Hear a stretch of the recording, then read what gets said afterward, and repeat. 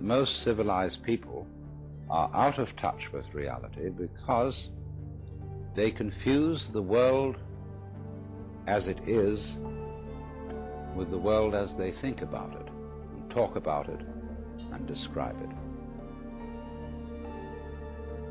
Now, of course, reality, from a philosopher's point of view, is a dangerous word.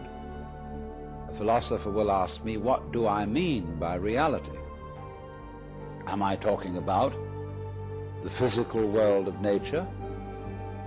Or am I talking about a spiritual world? Or what? And to that I have a very simple answer. When we talk about the material world, that is actually a philosophical concept. So in the same way, if I say that reality is spiritual, that's also a philosophical concept. And reality itself is not a concept. Reality is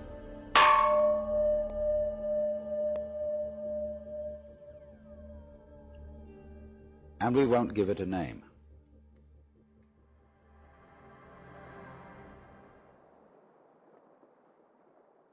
Okay. Day 2.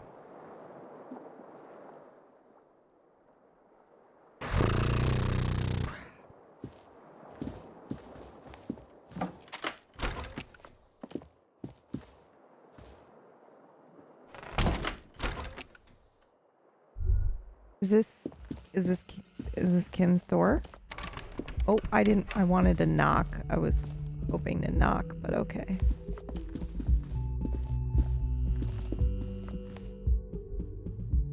Oh boy. Okay.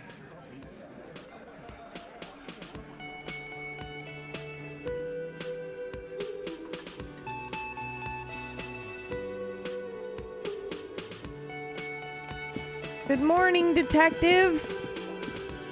Morning. He gives you a quick nod. Looks like we can get to work at once. The union muscle turned up. They look rowdy.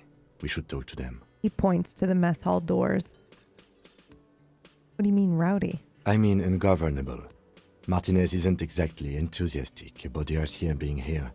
They prefer to be policed by the union. These men here. Men who drink beer for breakfast. There's talk of an armed wing of the union called the Hardy Boys, who are responsible for state policing. I think it's them. Okay.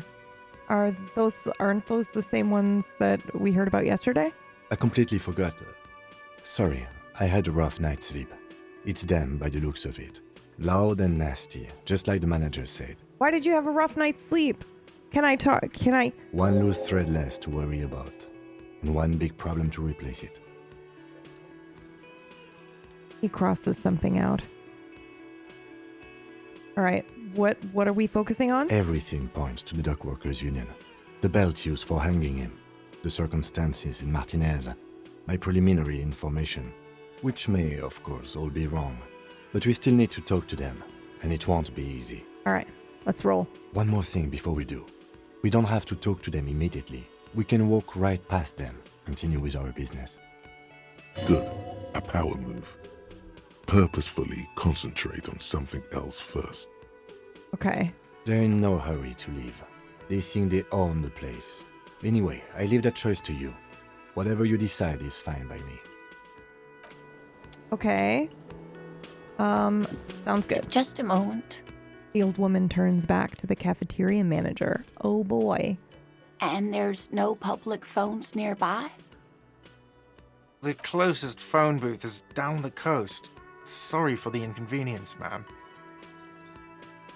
The cafeteria manager appears genuinely apologetic. It's fine, I understand. Thank you anyway. I'm glad to see you again, dear. She turns back to you with a weary smile. The lady is distressed. Perhaps something more upbeat might cheer her up. Yeah.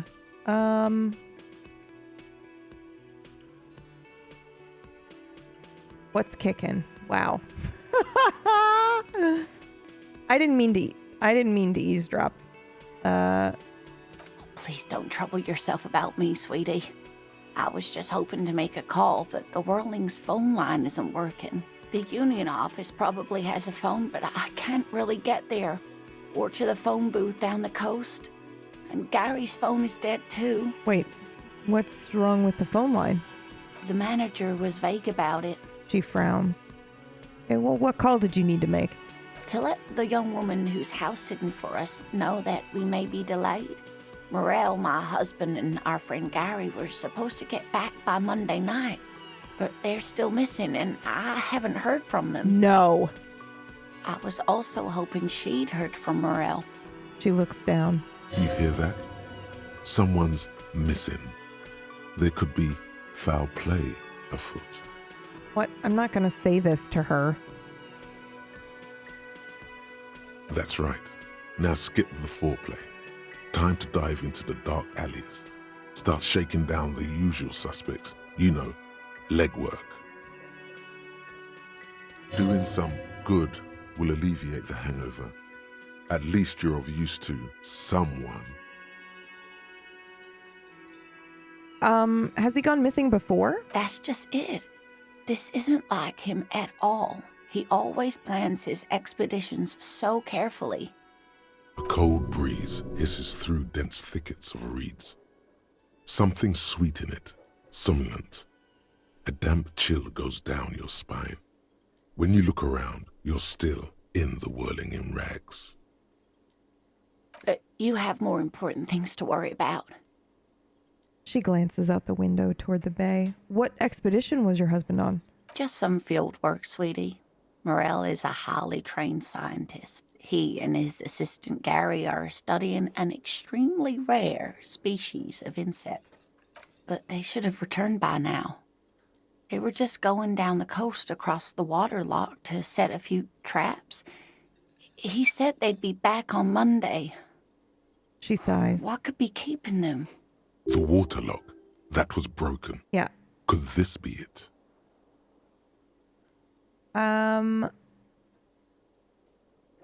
Well, who's Gary? Oh, sweetie, it's nothing like that.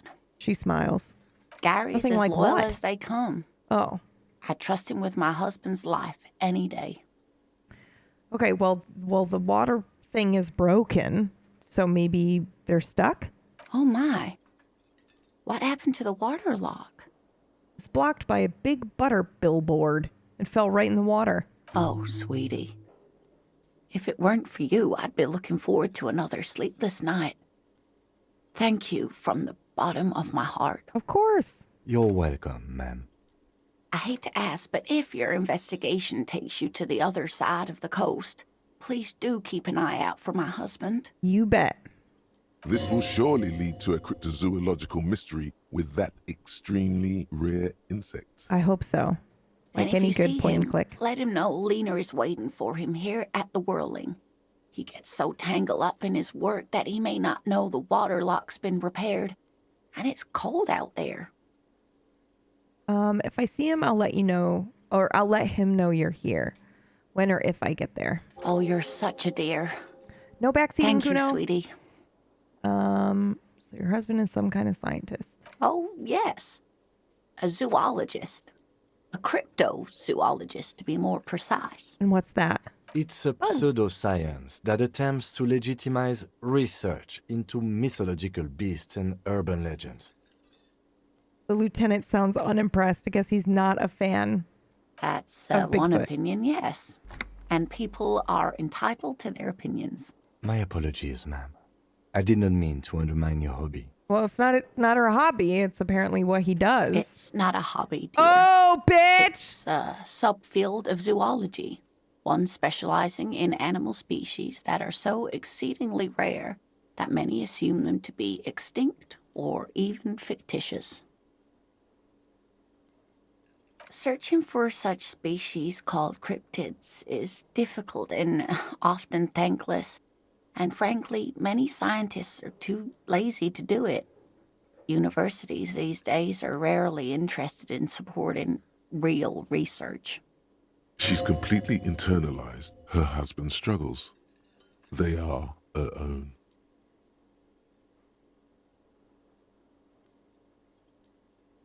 Tell me, what does he look like? Oh dear, I'm not sure where to begin. Well, His expression is slightly grumpy, but his eyes are always bright and curious, like a small boy's. And his palms are quite coarse from all the field work, but he's quite gentle. It's always a challenge to describe the person you know best in the world.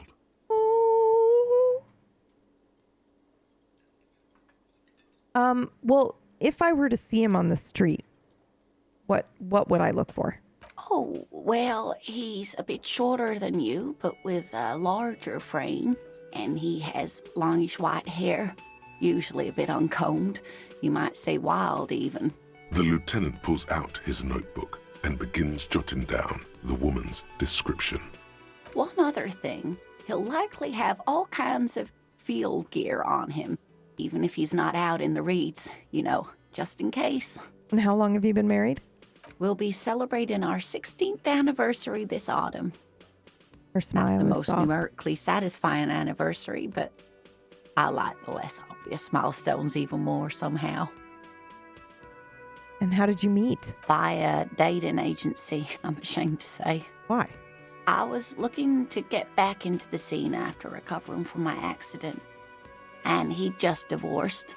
We hit it off, and, well, here we are. She smiles wistfully. She's skipping over some important parts. Perhaps you'll find out more later. Okay. I hope I've been useful. Of course. Tell me a little bit more about, whoa. Convince her to tell you about some cool cryptids? Fuck yeah, we're doing that, by the way.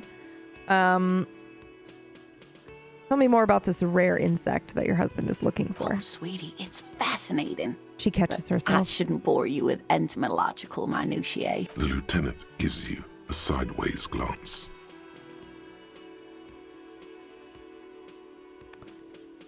I don't know what sideways glance he's giving me, but I feel like he's backseating me right now. So I'm going to turn back to Lena and say, no, I really want to hear all about the insect. Well, it's a phasmid, technically, but Oh yeah. Here comes the interesting. where other phasmids imitate sticks or leaves, this one's a living reed. It disguises itself among the reeds here on the Insulindian coast. Hence its name, the Insulindian phasmid. Perhaps you'll end up co-discovering the phasmid with us officers. She looks you in the eye and nods thoughtfully. There's a touch of awe in the way she enunciated the creature's name. I knew it.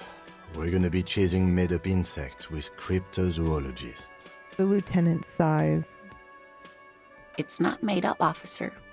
I can assure you. Thank you, Ratch. For 14. How's it already been 14 months? Ratch. The fuck? There's a hint of defensiveness to her retort. The but also absolute time confidence. travel. She seems to sit up a little straighter in her chair. It's simply elusive, so much so that most establishment zoologists doubt it exists at all.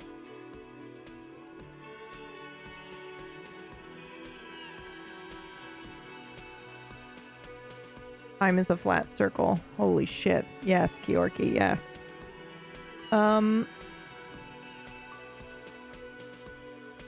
And what makes you think it's around here? Well, some teenagers making out in the reeds saw one. They didn't know what it was, of course, but there was a brief article in a local newspaper about their encounter with a ghost insect that looks like the reeds. Gary sent us the clipping. This is Alder, basically. Interesting. Maybe the phasmid made the teenagers make out. EC, do you ever say anything good, bro?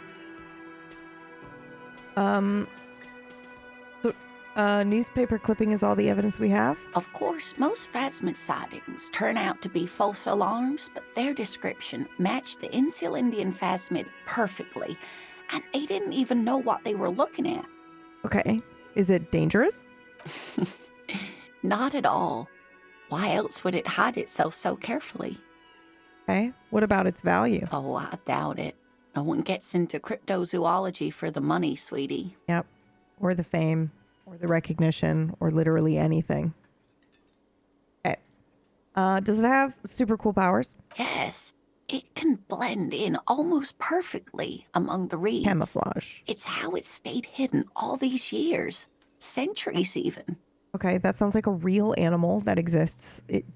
So what's so special about Oh this dear. one? I'm afraid I'm not explaining this very well. It is very special. The woman's face flushes with embarrassment. Morel can explain it all much better. I wish you could hear him describe it. Okay. Then you'd understand, I'm sure. Okay. Any other cool cryptids we should know about? Please There's pass. really Oh, no point bless. in manipulating anyone. She'd be only too pleased to tell you about her work. Go on and ask. Oh, I'd be delighted.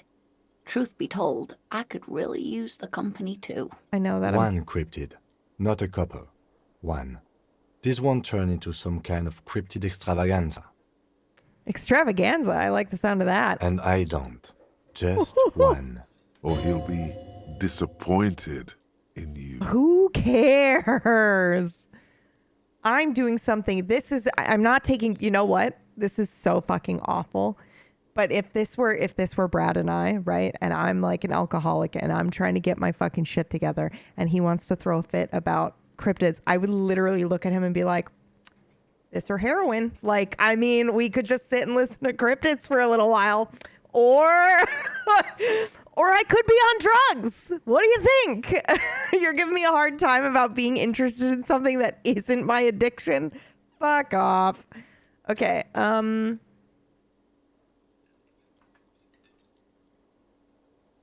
Let's see.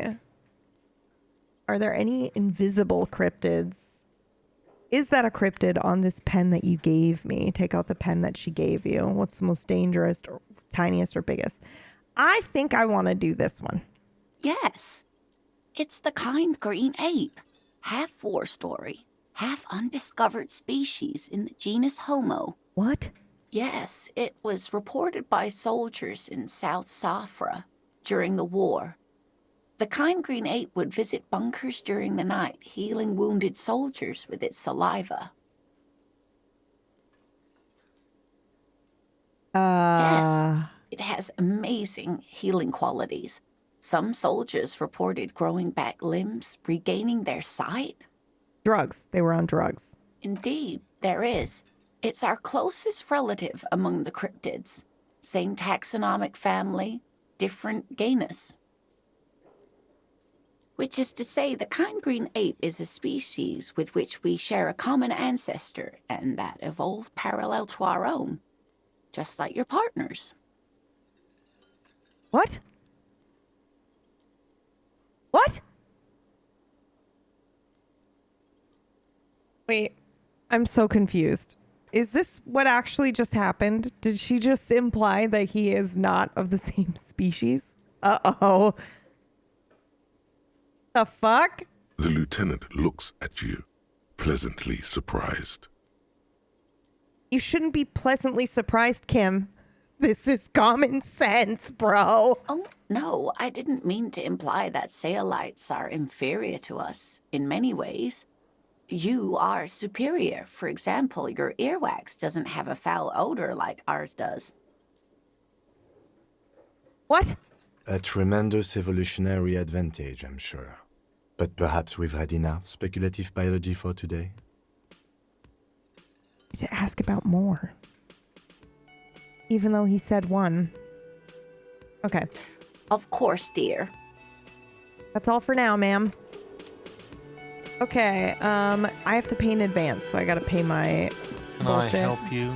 About my Got bill the for 20 tonight. real? Yeah, here you Good. go. You got the room for the night, but remember, you'll need another 20 real tomorrow. Yeah. How could anyone forget, asshole? Take it easy on him. Deep down, he really hates being the guy who has to remind you. Yeah, no shit. He's just doing his job. I'm the one who fucked the place up. Okay, let's walk by dramatically. I want to know what this is. Ew. Okay. All right, where do I take my... Oh. The gardener is gone. The gardener. The sus gardener. Okay,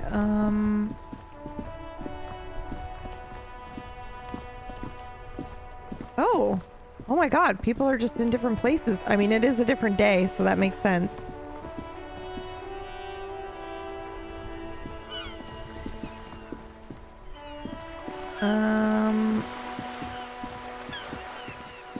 Ooh, let's go. Oh my god, there's somebody shopping for a book!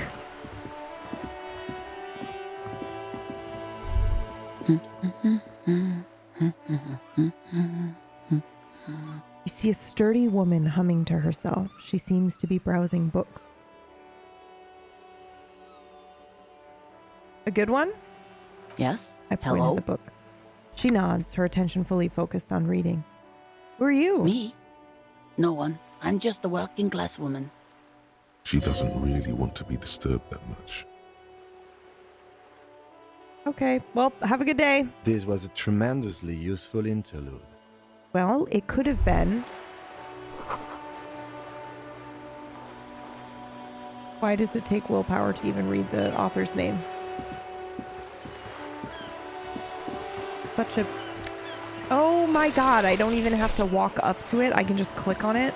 Stop. Him is grumpy today. Seriously.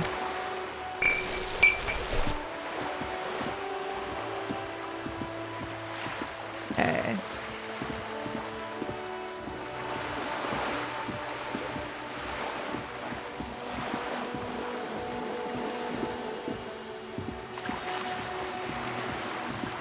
He told me he had a theory about my bullshit, my running.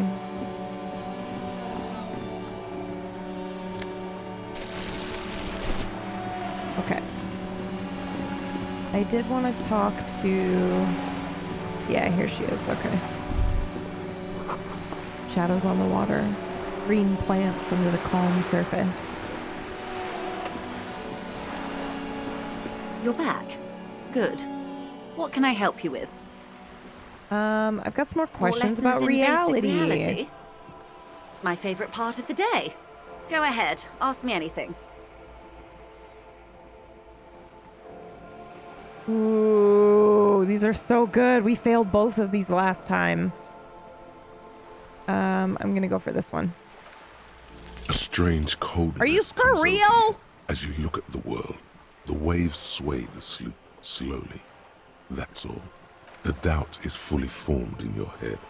The alien feeling persists. Yet something's still missing. You have finished mulling over the jamais vu thought, but your conceptualization skills are not nuanced enough to make sense of it. It remains a mystery what you mean by this something close. All right, This that's isn't it. about you. Fuck Glad it, to have fuck been it of all, assistance. fuck it all. Bye. Bye. Brutal. Both of those blue ass. Wait. Hold on.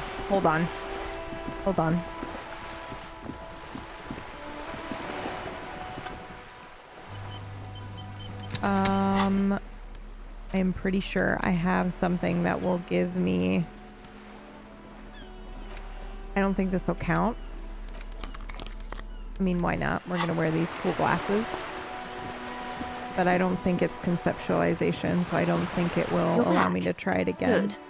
What more lessons in basic Yeah, reality? it's locked. My favorite part of the day. Oh, I ahead. cannot Ask me believe we anything. got rocked on that so hard. Okay. Hey, Commander, how are you? Glad to have been of... Okay, we do actually have a level up. I was gonna immediately head for end game empathy. But I guess we could level this fucker up. Why not? We're here. Let's go. Okay. We're gonna try it again. You're back. More lessons in basic reality? What is Oh, thank God. all of this? Okay. The scent, the sound, the air. What world? What world is this? The only one, I suppose. the world of matter, and its pale antipode. The camera of her mind glides over the surface of the water. And what do you see? Great bodies of water, forest-covered surfaces, clusters of light where the cities lie. You've seen the montage. We all have. This world is enough. She concludes. A frisson lifts the hair on the back of your arm. Wind sweeps the surface of the bay. Say nothing. There is a term of endearment they coined for it in the DeLorean century, when humanity was high on this world, discovering more and more of it, these archipelagos included.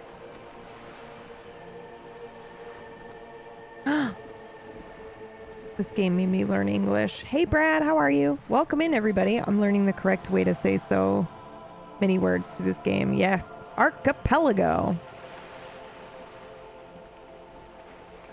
Okay.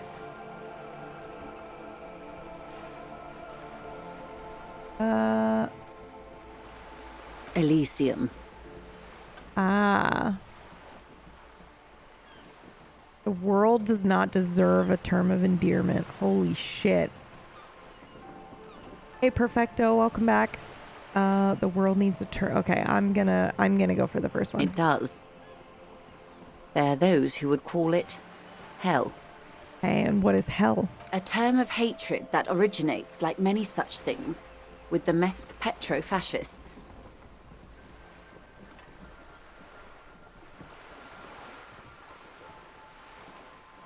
Okay, I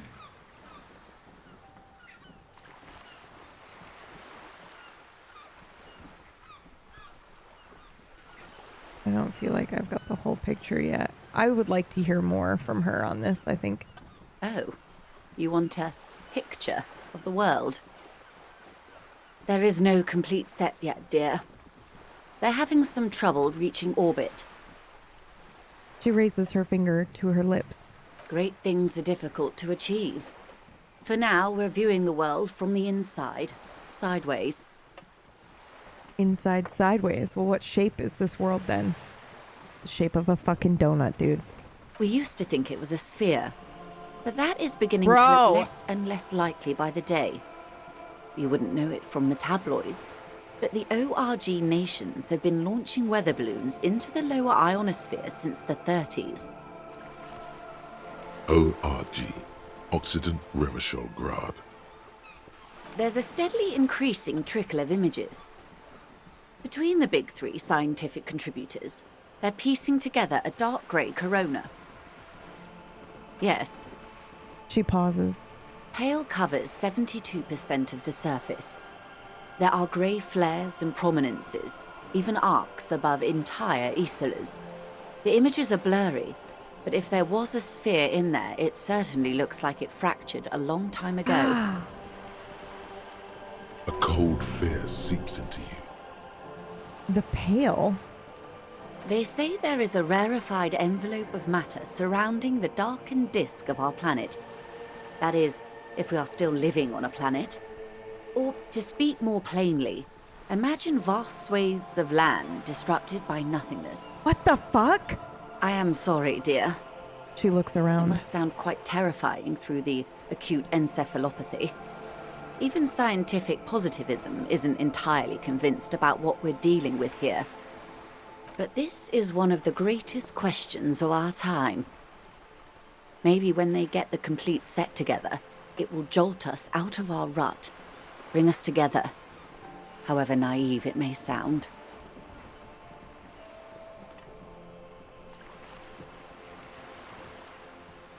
Yeah, we'll go with this one.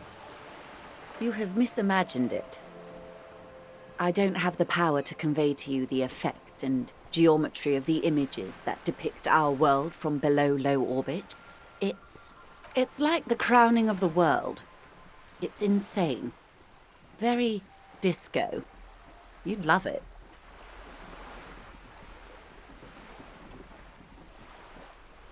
Well, if you say so. See? Everyone finds something worth holding on to in this world, however wasted its opportunities. Ugh. Ugh. That fucking just stabbed me in the face. Holy shit. The cold seeps into you. The air is heavy with 80% humidity. Everyone finds something worth holding on to in this world, however wasted its opportunities. Jesus Christ. Suddenly, you're conscious of yourself standing there, on whatever this all is. Your arms hang down by your sides. The lieutenant observes you both, silently. He adjusts his glasses. You said pale. The pale is not, technically speaking, part of reality. Yes. Also, I think we've had enough excitement for today. Remember, we have a cadaver to attend to. His voice is low, but firm. All she can say is, Of course, Lieutenant. Let's try something else. I don't want to. I want to know what the pale is. I don't think your colleague would appreciate that. He has already been so patient with this whole exercise. Okay, but he's not my mother. Let's continue with something else, all right? You I can have to do ask it without about him. anything else in the world. Anything. Oh my god. Did you step away for a second, Kim? good idea. Just ask him. He won't make a scene. Can I just talk to her alone for a second? Fine. He steps away with his See? nose. What can he do? You're a grown man. Now, what is the pail? Are you sure you're sure? Your colleague Yes, seems just tell me. okay. The pale is the most dominant geological feature of the world, Detective. The separative tissue between the islas. It is the interoceanic mass. Okay, and what's the fuck is that? Isla is a Messinian word for a continent of matter, enveloped on all sides by the pale. Or an island, Also, sort of. isolation, or landmass. We used to believe there was only one. In the last 4 centuries, we have discovered 7. Windy, Seol, Samara, Ilmara, Grad, Katla, and this, Insulinde. An oceanic isla. It comprises mostly of water. Muindi is the largest, Katla the coldest, Insulinde the bluest. What can I say? She stops. Each is perishing and dear. Okay, so what is the pale like? Achromatic, odorless, featureless. The pale is the enemy of matter and life. It is not like any other, or anything in the world. It is the transition state of being into nothingness. Miss Light. Literally have to send this to Brad right now.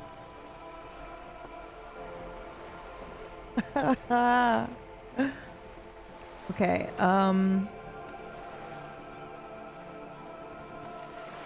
how much pale is there compared to the world? The pale outweighs reality 2 to 1. There is more pale than there is matter, and the ratio is slipping. Bro! Slipping how? What do you think, Detective? She looks you in the eye. It's growing. Precisely. One of the few measurable effects It's of the dark pale matter! is that it is expanding at an unknown rate. It's dark matter! They put dark matter in this fucking game! Oh my god! Like dark matter? Yes! Oh! An intuitive conclusion of that development is that one day the pale will cover everything. But this sort of talk is mostly left to extremists. The question is that bakes my noodle. I think I sent you this exact quote when I played it. I believe it. 1,000% I believe it.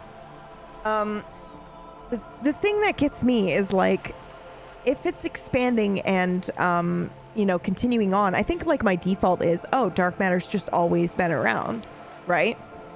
But we don't think it has been. So where did it come from? I listen, okay? I can't.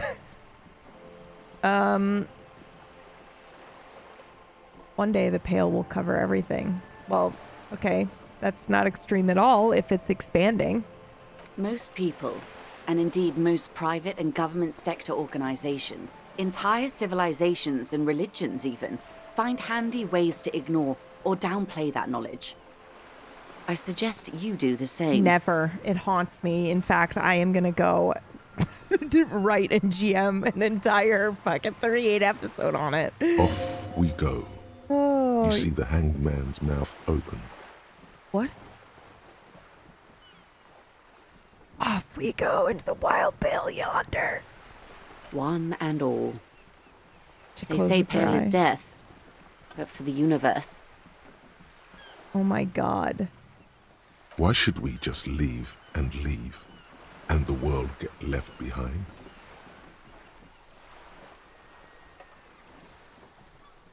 I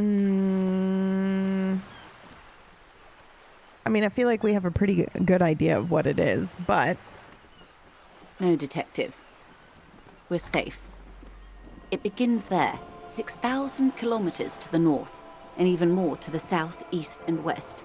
You are in the middle of the Isla.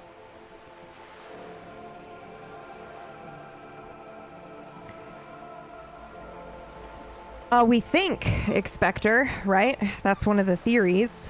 And also, I believe that's dark energy versus dark matter itself. Because they're two separate things. As your gaze instinctively turns north, a small black pit opens up in your stomach. I'm going to go ahead and point north. An uproar of matter, darling. Rising into the pale. Rolling. Evaporating Like a even. fog! A great vision.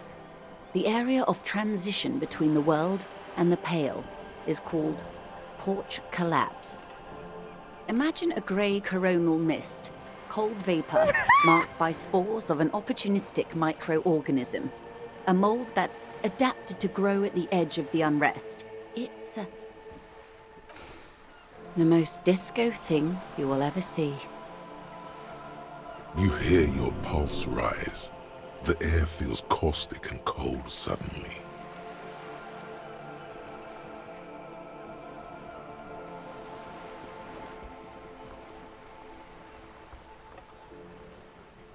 It's difficult to describe, or even measure.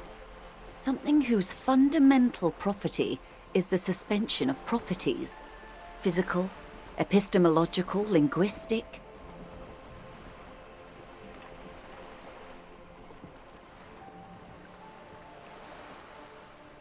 Holy shit. The further into Pale you travel, the steeper the degree of suspension, right down to the mathematical. Numbers stop working. No one has yet passed the number barrier. It may be impossible. Bro. Oh, it is so difficult for us. It is possible to force dimensions on the Pale. In modern times, we can even compress its latitude, bouncing radio waves from one end to the other, shortening the path. I didn't consider compression, to be honest with you.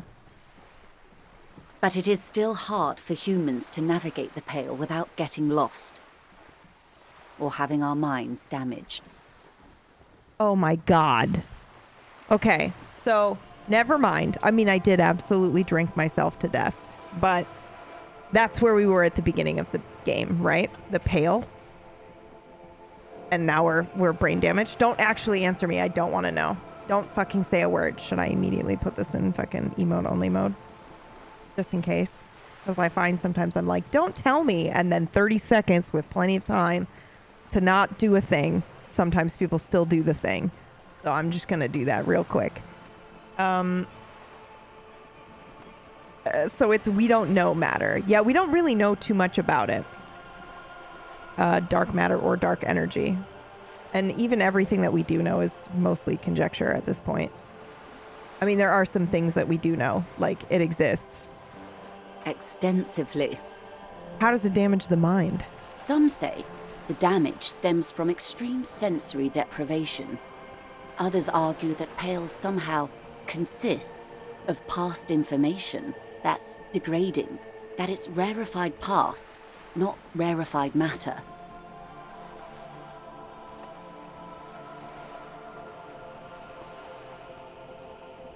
Okay.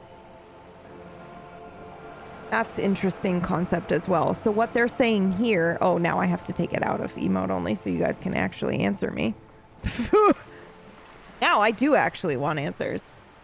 So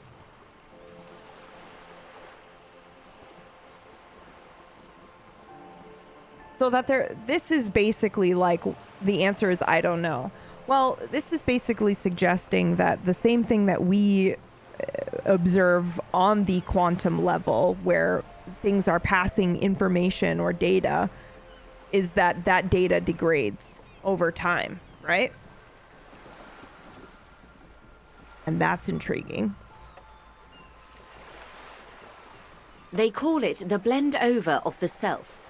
The Pale does not only suspend the laws of physics, but also the laws of psychology, maybe history even. That's the kind of human fucking mind cool. Becomes over-radiated by past. What does it feel like? It feels terrible. Absolutely terrible. International standards strictly limit civilian travelers to 6 days of Pale exposure per year. So you're not a civilian passenger? No, nameless detective of the Citizens Militia. I am a member of the I know my name entreprenetic now, but- business class. I'm cleared and trained for 22 days of Pale transit annually. Perhaps that explains her strange pining after the revolution. Some degraded early memories. Are you over-radiated? Up to my gills, officer. An acidic smile on her lips. It's getting worse every year. Holy shit. Entreprenetics is the scientific study of the Pale, or a recent iteration of it by way of Grad. The study of the Pale reaches back 6,000 years. The Pericarnassians called it the Western Plain.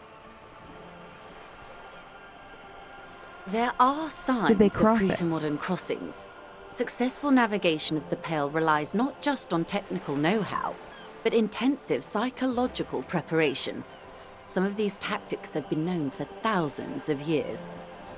Okay, so what I'm understanding is in this mist, or this Pale, is that it's kind of like when all time exists everywhere, it's everything everywhere all at once, but without physical form, right? It's just the remnants of these concepts and these things, but again, without physical form. I understand now what she means by it's really hard to explain it using the language that we know when it's outside of those things.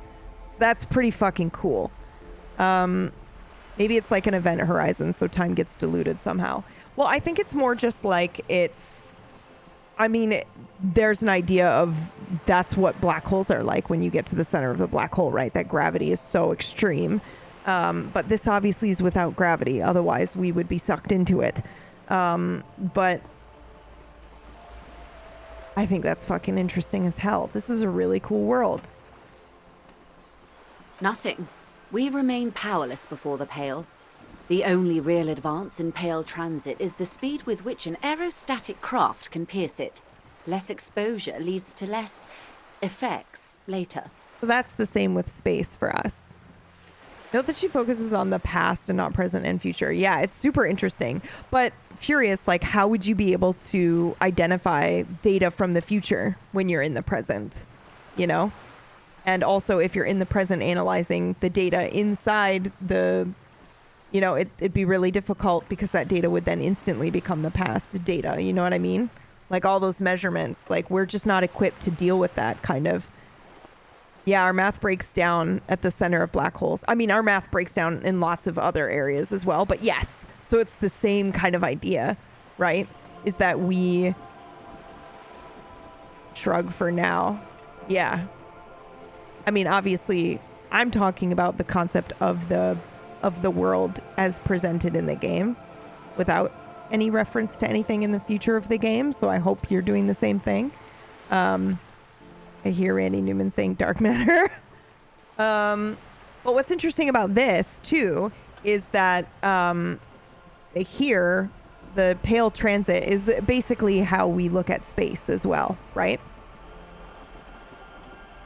So, less exposure out in space, the less radiation we're facing and all that kind of stuff. So it's super fucking cool. Maybe it's more philosophical, like a platonic realm of abstract concepts where all breaks down. Well, yeah, I think, yes, she absolutely says that, right? Like there is nothing physical there. So like we think of it as, this mist that you walk into. But it's more just like a slow degradation of reality as you know it. It's just pulling at that fabric. So yeah.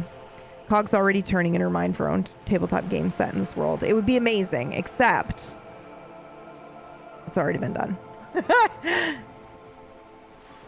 Hybrid airships, Detective. Airships? Conventional rotors or jet engines no longer add velocity after the point of reference for motion is suspended, once you've crossed from near pale to far pale.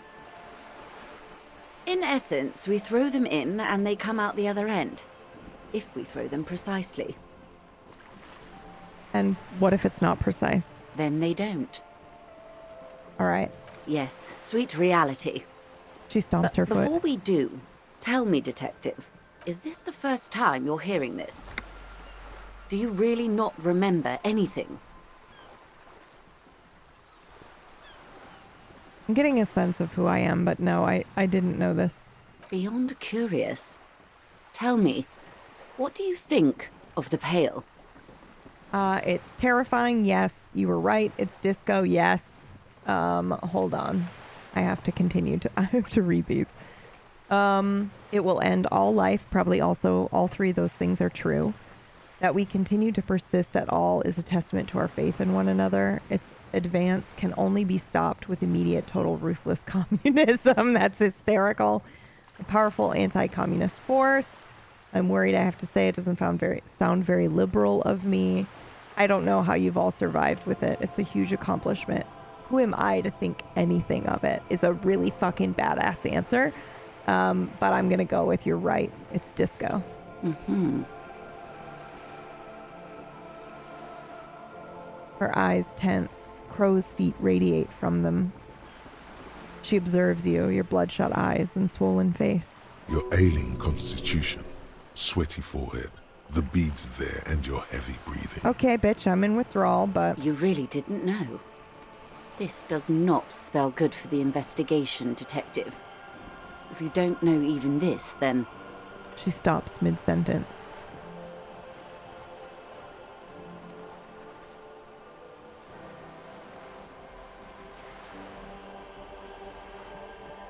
I have to go with this fucking... Dude, this is such a statement. This is so bold and so disco. This investigation will be my masterpiece. The one they remember me by. I promise. I hope so. I truly do. If I may suggest, hold on to your colleague, Kitsuragi. I ran a check on him and he is very competent. In the meanwhile... Some of that assurance is meant for herself, as much as it's meant for you. She must have a lot on the line here. You have me. I will assist you in any way I can, even if we have to do it one basic term at a time. Oh, thank you for holding my hand. Good. You have not passed out from it. Perhaps I worried for nothing. Are we still on the reality lowdown, or should we do actual police work now? That was fucking insane, Kim. Yes, well, the rest of us have dealt with it for thousands of years, so... He looks around, a little uncomfortable now. You will have to deal with it, too, the lieutenant thinks. This is why I didn't want you to know. Aww. That's very sweet, though misguided. All right, let's get to work. Good luck, detectives. She nods. You goodbye. Why is Kim so sassy? I don't think that was sass. I think that was him actually just being like, you're barely functioning, potentially recovering alcoholic, and I don't want to put any strain on you that may cause you to be like, well, fuck this. I'm going to start drinking again. I never got the pale talk in my play. Yeah, that was something, guys. That was nuts.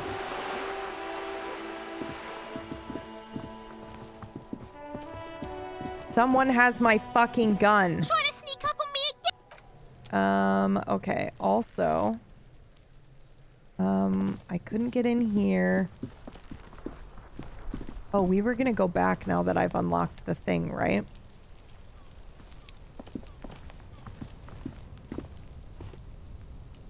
And I couldn't get in here. It's hard for me to remember, so.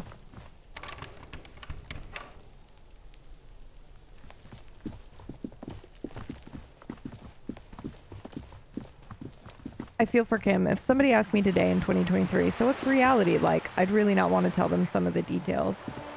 Yeah, or, you know, oh, I've forgotten everything. Almost like if we found out aliens were real, for real. The fucking jokes flying through my head right now. And then we're like, I'm not going to tell you that just so you don't absolutely go off the fucking deep end. Okay. Let's see. I want to do... Where do I go to sell these bottles, guys? Is it the, Is it the regular shop?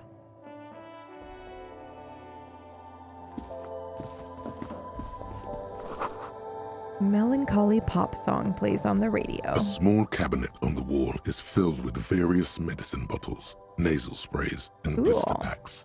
They all bear the Saint Baptiste Pharmaceutics logo. Just ask me if you need anything from Saint Baptiste. We don't stock prescription meds, but we do have Nosafed, Duramine, Magnesium, and Hypnogamma. Wow, okay. Cool, good to know. Saint Baptiste, you know, the pharmaceuticals company. Okay, great. Thank Saint you. Baptiste Pharmaceuticals, the one that sells meds out of Saint Baptiste. That one. There. She's such a fucking ass. She's so good. Is this about the questions again? Yeah. 'Cause I don't really know anything. She puts down the magazine. Do you have a warehouse in the back of the A world? warehouse? I don't know. Maybe. I don't really care what for it does. This is important. She scrunches up her face into an expression of consummate adolescent skepticism. Fine. For it doesn't have a warehouse. Just a little back room here. Okay? Okay, thank you. Okay. Now, ooh, what's this? The tear machine stands in the corner. A sign says, 1 bottle equals 10 cents. Your bottles clunk into the machine. Yay! A colorful display of cigarettes and alcohol bottles line the shop wall, inviting you closer. There, in that dark green glass, all in vain. The great flowing river of warmth, wine, alcohol, beer, alcohol, love, alcohol. No. Okay. Now, our plans for today. Let's take a look at our log. Close the water lock. Wait. This will open a new area. Okay, where's the rest of the armor? Ask Kuno what he knows. Getting the body down. Okay, now we can go back to the harbor and we can ask for help because we unlocked the door, I hope. I hope I don't have to go do this again. That was an interesting take. What? What was? Oh, thank God we don't have to do that again. Woo!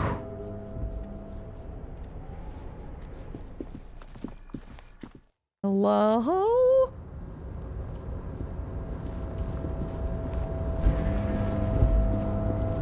We need to get a body down.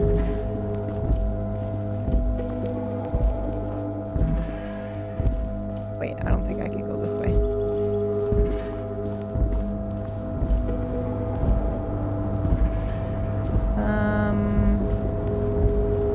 God, I want to know what's in here so badly. Probably nothing, but...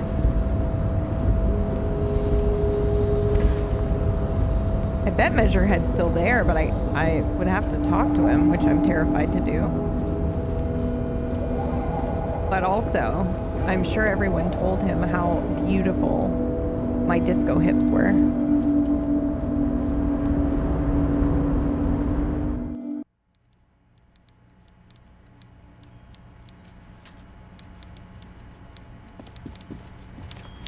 Oh, hey. He's here.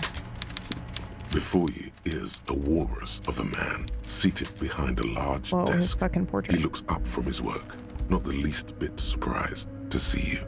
With great effort, he straightens himself up in his chair, yet Set up says straight. nothing. He simply stares at you. A typical power play. Wait for him to speak first. Show him you've got a backbone. Okay,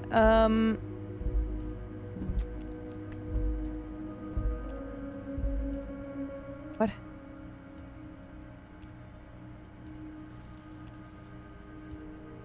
Let's get straight to business. There's a dead body in a tree. The one good eye of this man fills you up without even flickering. The other, his lazy eye, is constantly moving like a goldfish in a tank. Okay. Grotesquely magnified by his +6 glasses. For a moment, you don't know where to look. It is unbearably humid in the trailer. Beads of sweat slide down the man's forehead. Yet, he's unperturbed, holding his own. Dude, I'm gonna keep staring. This is so good. At first, nothing happens. His face wears a wide and self-satisfied smile. Every now and then, he smacks his big lips. Like a general over his maps, he plots his moves. Judging by the way he's licking his chops, it's going to be a good one. So... He begins to speak, albeit very slowly, purposefully leaving a pause after his opener. Mr. Dubois, Mr. Kitsuragi, how nice that you found a moment to pay a visit to the Debardairs Union. I'm Everard Clare, head of this little operation here. How do you know my fucking name? That's my name?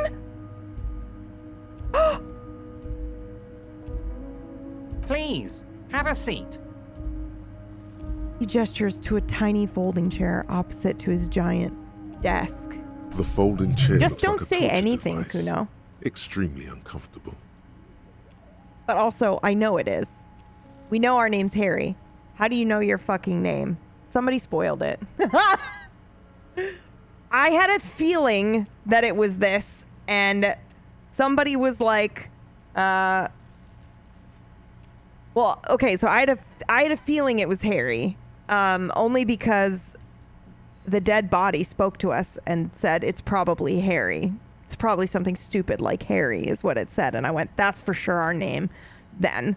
And it was just a guess, but then somebody spoiled it in chat by mistake. So I know my name's Harry, but we now know our last name is Dubois, but how does he know that? Did we talk to him on our first day or something? You go ahead, detective. The lieutenant nods at you and then the chair. I don't need to sit down, sweetheart. It's Whatever fine. he has in store for you, it can't be good, he thinks. I'll do my best. Forget about that.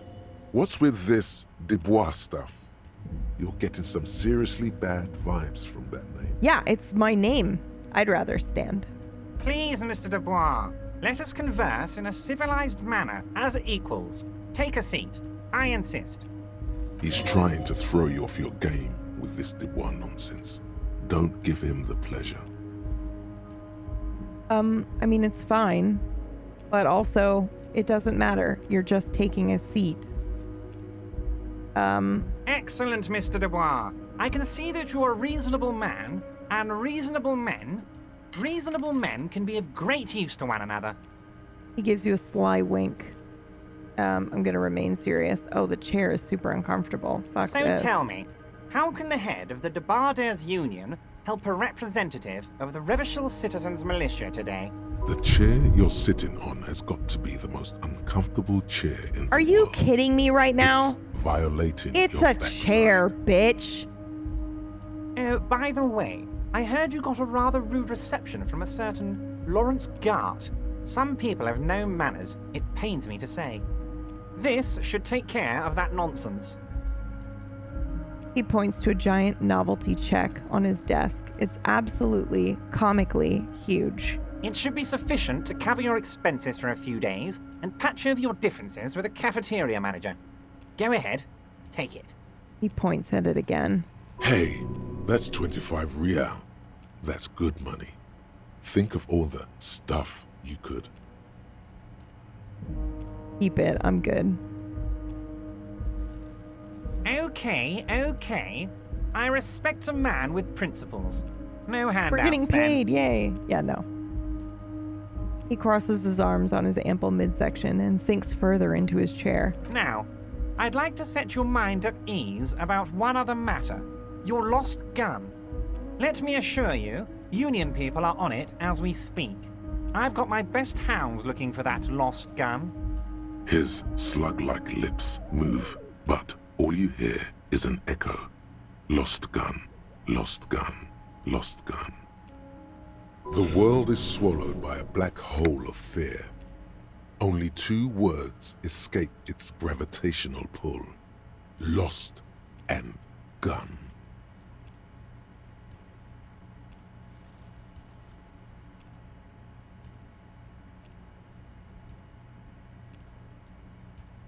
I would greatly appreciate any help you could provide. Are you all right, Harry? You seem anxious. Don't be. Everything's going to be all right. It's not like you left it loaded. You didn't lose a loaded gun. Local children aren't out there playing with it right now, pointing it into their own mouths. It's in a safe place. I just know it. I have a feeling everything's going to be all right.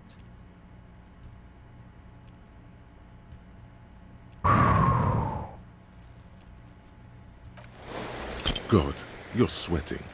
Your knee is jerking. You're about to cry, aren't you? You're about to cry because you lost your gun and those children are gonna shoot themselves with it. So what?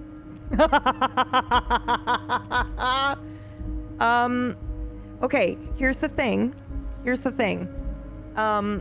I would very much like to retain my composure in front of this asshole who's clearly an asshole and being mean, and pushing my buttons.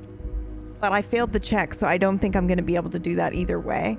So do I like the idea that Harry just tries to cry and cries anyway, or tries not to cry and cries anyway? Or do I like the idea that he just admits to himself, I didn't lose, because we know he didn't lose the gun. We didn't lose it. We fucking pawned it. You have a lot of practice masking, but don't know about Mr. Dubois. Asshole, he only wants to help. Yeah, right. I don't know about that. I feel like he's clearly pushing our buttons. He's making us sit in an uncomfortable chair. Yeah, no way. Mr. Dubois, you don't look so good. Uh-huh. What is this, Mr. Dubois? He keeps repeating. What is he trying to pull here? You need to cool the fuck down. Chill. Mr. Dubois! Mr. Dubois! Harry! A large man snaps his fingers, but to no effect. You're in some stupor.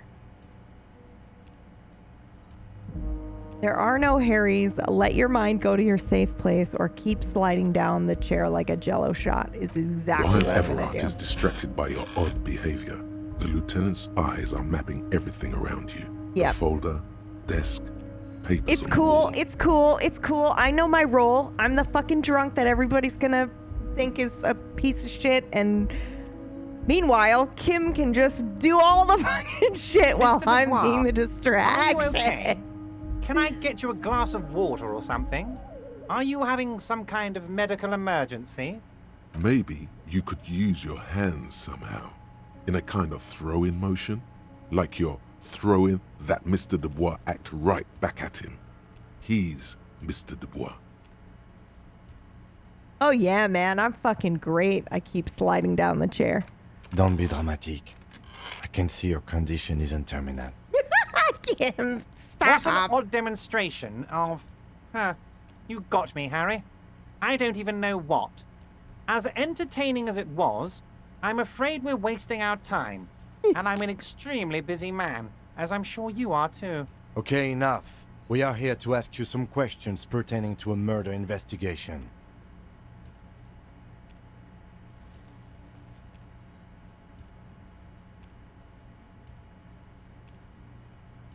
Quick, here's your window. Get yourself together and ask him questions. Police officer questions. It is about time to stop embarrassing yourself. I can't be Questions embarrassed will help further, you bro. regain something you I'm a lost. recovering alcoholic. Like, you have no idea. Okay, I'm told the union is involved in the local drug trade. Aren't you gonna ask me how I got in? Could you help me get a dead body down from a tree? I want to talk about the hanging. I'm looking into your shady brew. I met Joyce, the company representative. What's in the container that's outside your office? I'm straight going for it. My dear Harry, there are literally millions of containers in this harbor. I couldn't possibly remember what's in all of them. Uh-huh. Harry, you smooth-talking son of a bitch. Time is a precious resource, and I don't have enough of it to count containers with you. Uh-huh. Smooth talking. Maybe that's the way to go about opening the container. You should at least try convincing it. Believe me, we've tried to just coax the container to open. Ridiculous. Okay. We want to talk about the murder. I want to talk about the hanging. Oh, of course. That's your main thing here. That's why you're in Martinez. I know everything that goes on around here, and I would love to discuss it with you. I mean, it's no secret that the lynching is connected to the strike. So much to talk about. Honestly, it's been weighing on me so heavily. I understand you need to interview me. I sense there's a... Oh, nope, we're going to say nothing. But there's a thing that's been keeping me up at night. I want to talk about the hanging. I mean, if we could just calmly talk, exchange information, we could blow this thing wide open. Yes, that sounds good. Let's do that. But I can't think straight with this thing weighing on me. Uh-huh. You're police officers, aren't you? I have a crazy idea. You guys are basically door-opening machines, incredibly talented at opening doors. I've opened a few doors in my life. And I'm sure you're going to open this one with flying colors, Harry. This really is very simple, and there's nothing shady about it. Uh-huh. Does this jiggling ooze think he's going to use you? Yes, he does. He's got another thing coming. Play his game, son, with your eyes peeled. He's going to slip up, and when he does, you're going to come out on top. Okay. Whose door is it? Oh, no one's. It's just a weasel. A weasel lives there. Nothing for you to worry about. What kind of weasel? A loud blabbering weasel. When weasels feel no one is watching, they start acting foolishly. He removes his glasses and rubs his nose. Just go there, unlock the door, and leave it open. It's been such a burden on me, Harry. I just want this to be over so I can discuss business with you. What? And why don't you open it yourself? Harry, I'm a very busy man, Uh-huh. and more importantly, I don't have that extraordinary physique you do. You look like I'm you not could run doing around this, by all the day. way. You want to send someone a message that the police are working for you. Yeah. I repeat, I'm a very, very busy man, Mr. Kitsuragi, and therefore I must occasionally enlist outside help. So what will it be, Harry? I bet you don't even know anything about the hanging. Harry, my dear friend, I am what people call a local bigwig. I know everything that goes on in Martinez. No. Of course, Harry, I understand. But if that's the case, I don't think we'll ever find your gun. Even worse, we won't be able to speak like equals about the murder. Perhaps this was just bad timing for you. Know that you can always come back to me. I really hope you do. He winks For at your you. sake, my sake, and for your gun's sake too. Yes, we both understand what you meant. This may be the only way, he thinks. I won't hold it against you. In fact, we probably should reconsider later. Yeah, okay, well, no. Could you help me get a dead body down from a tree? You might have noticed there's one hanging on a tree behind the hostel cafeteria. Oh my. Don't take this question personally, but why would I get involved in this matter? Mr. Clare, the man was hanged with a cargo belt, a steel-reinforced cargo belt. It's safe to assume the Union had something to do with the murder. Besides, getting the body down would benefit all of us. It's a stain on the neighborhood. You're a community leader. Help your community out. I can certainly see how having him up there might start affecting some real estate values. Ugh. He licks his fat lips and smiles. But of course, all joking aside, I am going to help you. He picks up the handset of a radio phone to his right, then clicks a button. Jean-Luc, the cop who bested you in physical combat is here, and he has a little dead body in a tree problem. Namely, he needs it to be taken down. Please extend him this courtesy. Oh. First of all, his name is Jean-Luc, and second of all, oh shit. Man, thank you so much for 22. You can find Luke down at the gates, but you already knew that. Anyway, he's going to help you, now that he's back on his feet. Sorry. Okay. Do I want to tell him all of these things? I don't think I want to, but also... I'm looking into your shady brew. I don't know what that means, Harry. Shady brew? There are so many moving parts in my operation, I can't keep track of them all. You know what? Don't even tell me. Whatever it is, do it. Surprise me. Just one thing. If you can, make it even shadier. Wait. You need this to get in and out through the gate.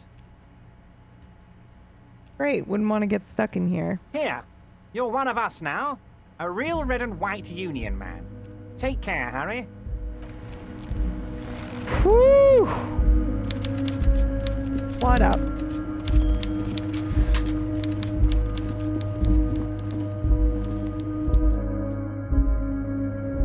Okay. Hello, my dear. Yes? What do you think about what the... Nothing. Nothing. You have nothing to say. Okay, cool. Hey, bud. Are you alright? Oh, hey, mister. I knew you'd be back to talk with old Leo here. Yes, I did. It's like Lady Larice said when she opened a bathhouse in the basement of my apartment building. They can only get so far before they're aching to get back. And lots of folk really did keep coming back. No trouble at all, mister. No trouble at all. It's like that old saying goes, wisdom withers if not shared. And old Leo is always up for sharing. Oh my god. Okay, well, we didn't even have any new questions to ask him, so okay. Away we go.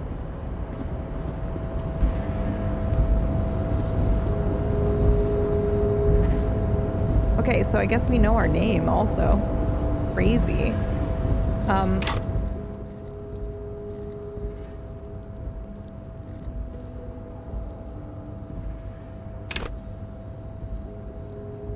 Oh my god, there's literally no reason why we should do this.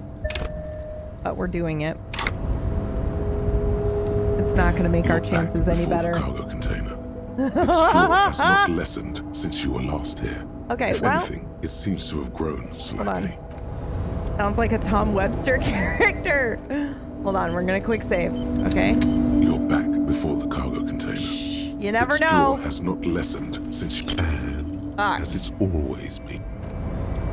World is disco. Okay,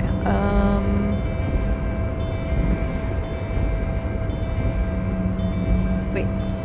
I think we will... Or no, this is the only way. Yep, go down the stairs.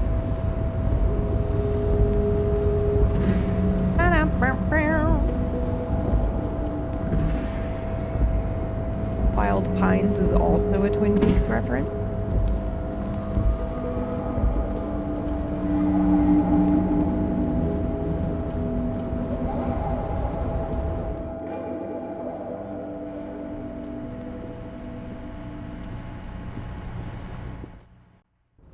Okay. So, Measurehead can help us get the body down. Joyce's info on the lynching. Okay, we need our badge for that. We need to still ask about the tattoos. Oh. Keep searching for the collar. Oh, right. Okay. Find a way into the secret passage. And the special bullshit. Oh, our dice from the dice maker. Is it available? Track down your gun. Keep looking. Maybe somebody else knows something. All right. Okay, we're gonna take the body down. Okay, then we'll go get our dice because I don't want to be the dick that just leaves it. Don't know this game. What's the general plot, if I may ask? Sure. I will tell you from my perspective, which is only playing a little bit of the game, but, okay. Amnesia cop on a murder case. That works. It's about a little bit more than that, but... Do not presume this has drastically altered our race dynamic. I knocked you out like a god of martial arts. True. I said nothing about our personal dynamic. That has altered. A little. He means very little. Why are you not with the Hardy Boys? I am not the first line of defense. I am the last. In addition, these so-called Hardy Boys are an effeminate clique of bodybuilders. Their company is spiritually degrading. But you're all part of the union, right? The Hardy manlets are on the pay of the company. I answer to the union alone. And I do this out of race heroism. Finance is an alien concept to the Seminoles. Now leave me be. I must luxuriate in the company of my woman. No, I don't think so. I think you're going to climb up a ladder and you're going to help me get a body down from a tree. So it was. You bested me in race combat to reach my superior, then had him give me an order. I salute your cunning, enemy. I will go and remove the body from the tree with my bare hands. You're so noble, Measurehead. But while I am gone, someone must stand guard on the bridge. That someone needs to be you. Doesn't sound like my problem. Both of you. That would mean you're openly showing the people that you're taking the union's side.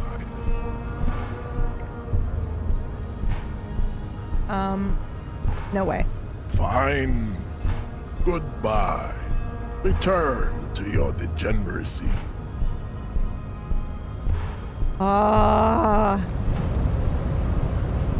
Kim, there's got to be another way to get the body down that doesn't involve him. But it probably means leaving it up for longer.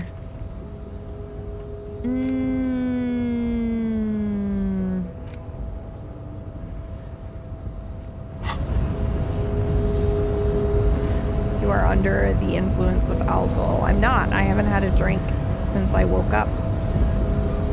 Your race descent has temporarily halted, but you will Degeneracy, fall yeah. again. All right, I'll wait here. Babe, see that they stay here the whole time. Oh, okay. What is she gonna do about it?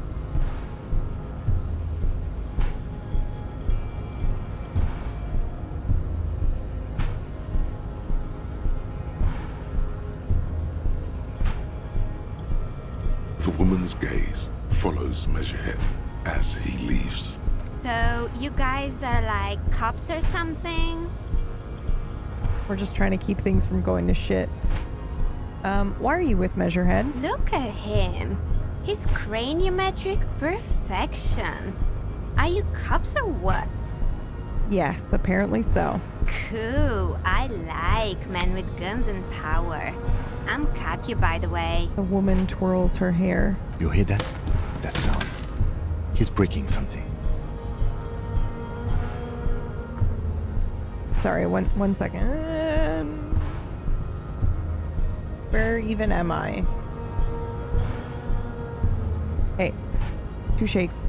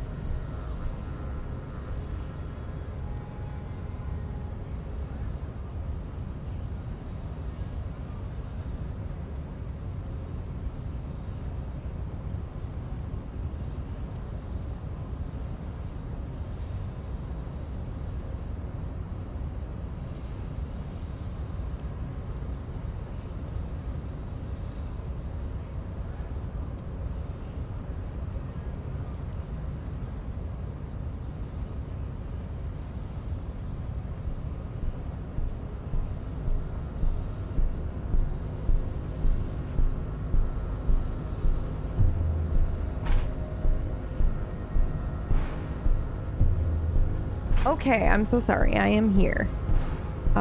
Got a cool message from my mom that I had to reply to real quick. I know, shocking. I am just as shocked as you are. Okay, he's breaking something. Yeah, Jean-Luc must be really tearing it up over there. I wish I could see it. I also wish I could see it. Look at you! RCM rent-a-cops! Guarding that bridge like Emrod's lapdogs! Is this where it's at now? The RCM is for sale! And who are you? What is your business here? Why are your clothes 4 sizes too small for you?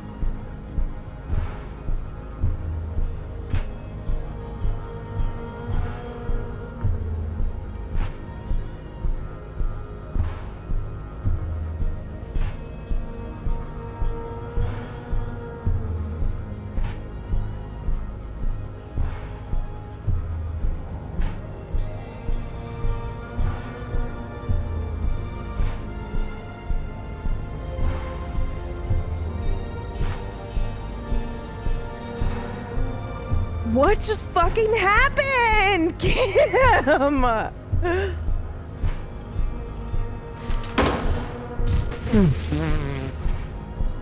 shrill laughter interrupts you, echoing across Martinez. It's Kuno. Then, the man turns to look behind him at the behemoth appearing around the corner, approaching him, walking past him.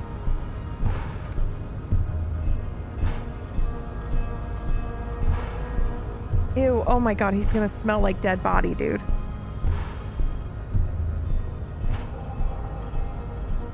The corpse has been removed from the tree. Stand down and congratulate yourself. You have sided with Ray's victory today. No. And what you had to do was to become a Union man for all to see. No. Goodbye! Alright, let's go fucking deal with the body, I guess.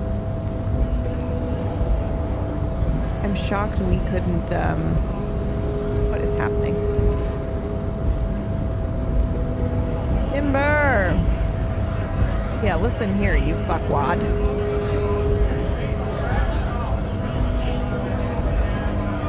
Went native on the chief, huh?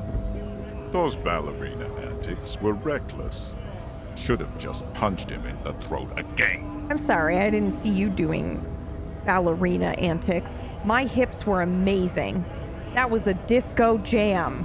Wrong. You did the right thing with Measurehead. The ballerina antics won you the fight. Oh, what ballerina antics, you might be asking right now, this very second? No one is asking this. No one is asking this. Except you are. Punch this motherfucker. Descent has only worsened since I last saw you. You have really let yourself go. Just like that, instinct took over. A solid strike straight into his throat. He was in the middle of speaking and I just fucking checked him! Oh no! With a crit, bro! Are you kidding me? With a visceral! PB, listen, fucking suck my dick, dude. The man is reeling, gasping for air. Oh no. Time stands still around you. In the distance, the sounds of the harbor are falling silent. All you hear is a small gurgling sound as a trickle of blood appears on the man's lip. He's open.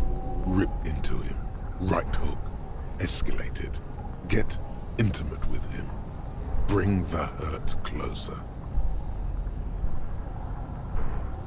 Okay, well... what would we like to do, chat? You can decide. Do we give him a right hook, or do we back up and perform a 360 flying spin kick? Because I feel like 2 is what we want to do, but we're an alcoholic. Finish him. Full anime. All right. Disco, bro. These hips do disco. Bro, please don't embarrass yourself. Oh! The man lands with a dull thump, like a broken down puppet of muscles and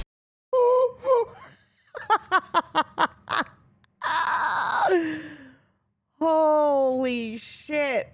Oh my god. So my train of thought there, though, was, you know, we want to back up and we want to do this ridiculous pirouette of a kick to the face, but, you know, are we in shape? Are we even able to do that? Or are we going to trip and fall and make an ass of ourselves? So that's where my thought was going at that moment. But I'm glad we did it. Disco hips don't lie. Okay, Let's talk about our right to work. all right. I don't know who you are, but fuck you. Fuck everyone in this town, dude. I hate them all. Okay, that's not entirely true, but I feel like this guy is here for working for the union, believe it or not. Okay. Let's continue onward. And by onward, I mean to the body.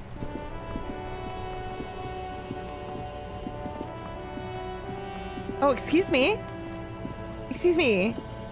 Excuse me? What the fuck? What is this? Somebody on the roof? Oh, that's that lady we saw on the very first day. How did we get to the roof? Oh no. Are you okay? What has happened to you? You missed a good show before. A kid came by and completely fucked the tree to pieces. Okay, that's good. He fucked the tree up! Fucked it good! It was porno! Shoot that shit at Kuno, Pigonort. Yeah? The kingdom of Kuno? The fuck do you want with it? Is the ladder yours? No, it's not fucking Kuno's. It's ancient. Look at it. He thinks you're fucking fool, Kuno! He says you climbed the ladder up to your magic tree house. Get the fuck out of here, pig. Kuno doesn't have a magic tree house. Okay, what's in the greenhouse? Dunno. Kipta's gardener used to work there. The gardener used to work there? Yeah, that's what Kuno said. She couldn't handle the heat, so she took off. Kuno can take it. Shit's nothing to Kuno. Wait. You mean the woman that was sitting out in front of the thing yesterday? Look, Kuno doesn't explain shit. Kuno just says shit. He looks you in the eye and nods as if agreeing with himself. Yeah, her. Okay, what about the shack? That's just some shit roofing gimps left behind. Lazy dinks. Are you sure? There it is. That strange feeling again. As if there was more than meets the eye about that pile of roofing material. You can't hide it. I see without vision, with my inner eye. Inner eye? Fuck are you talking about? Ask me a normal question, pig. They're trying to make you feel stupid, Kuno. That's fair, that is exactly what I was doing, yep. You glance again at the roofing material in front of the shack. Yes, you should go back there. That's just some... There it is. Okay. That strange feeling again. We are way beyond normal already. We are in the Star Chamber. Kim, I'm in the Star Chamber. Huh? I have no idea what you just said. Are you having a seizure in Kuno's yard now?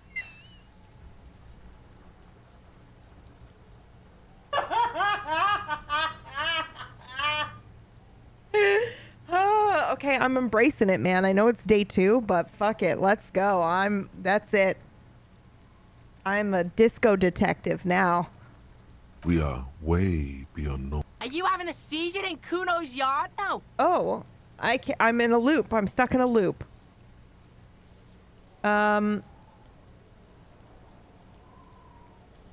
Were they left-handed? The fuck are you talking about? Kuno doesn't know what handed gimps they were.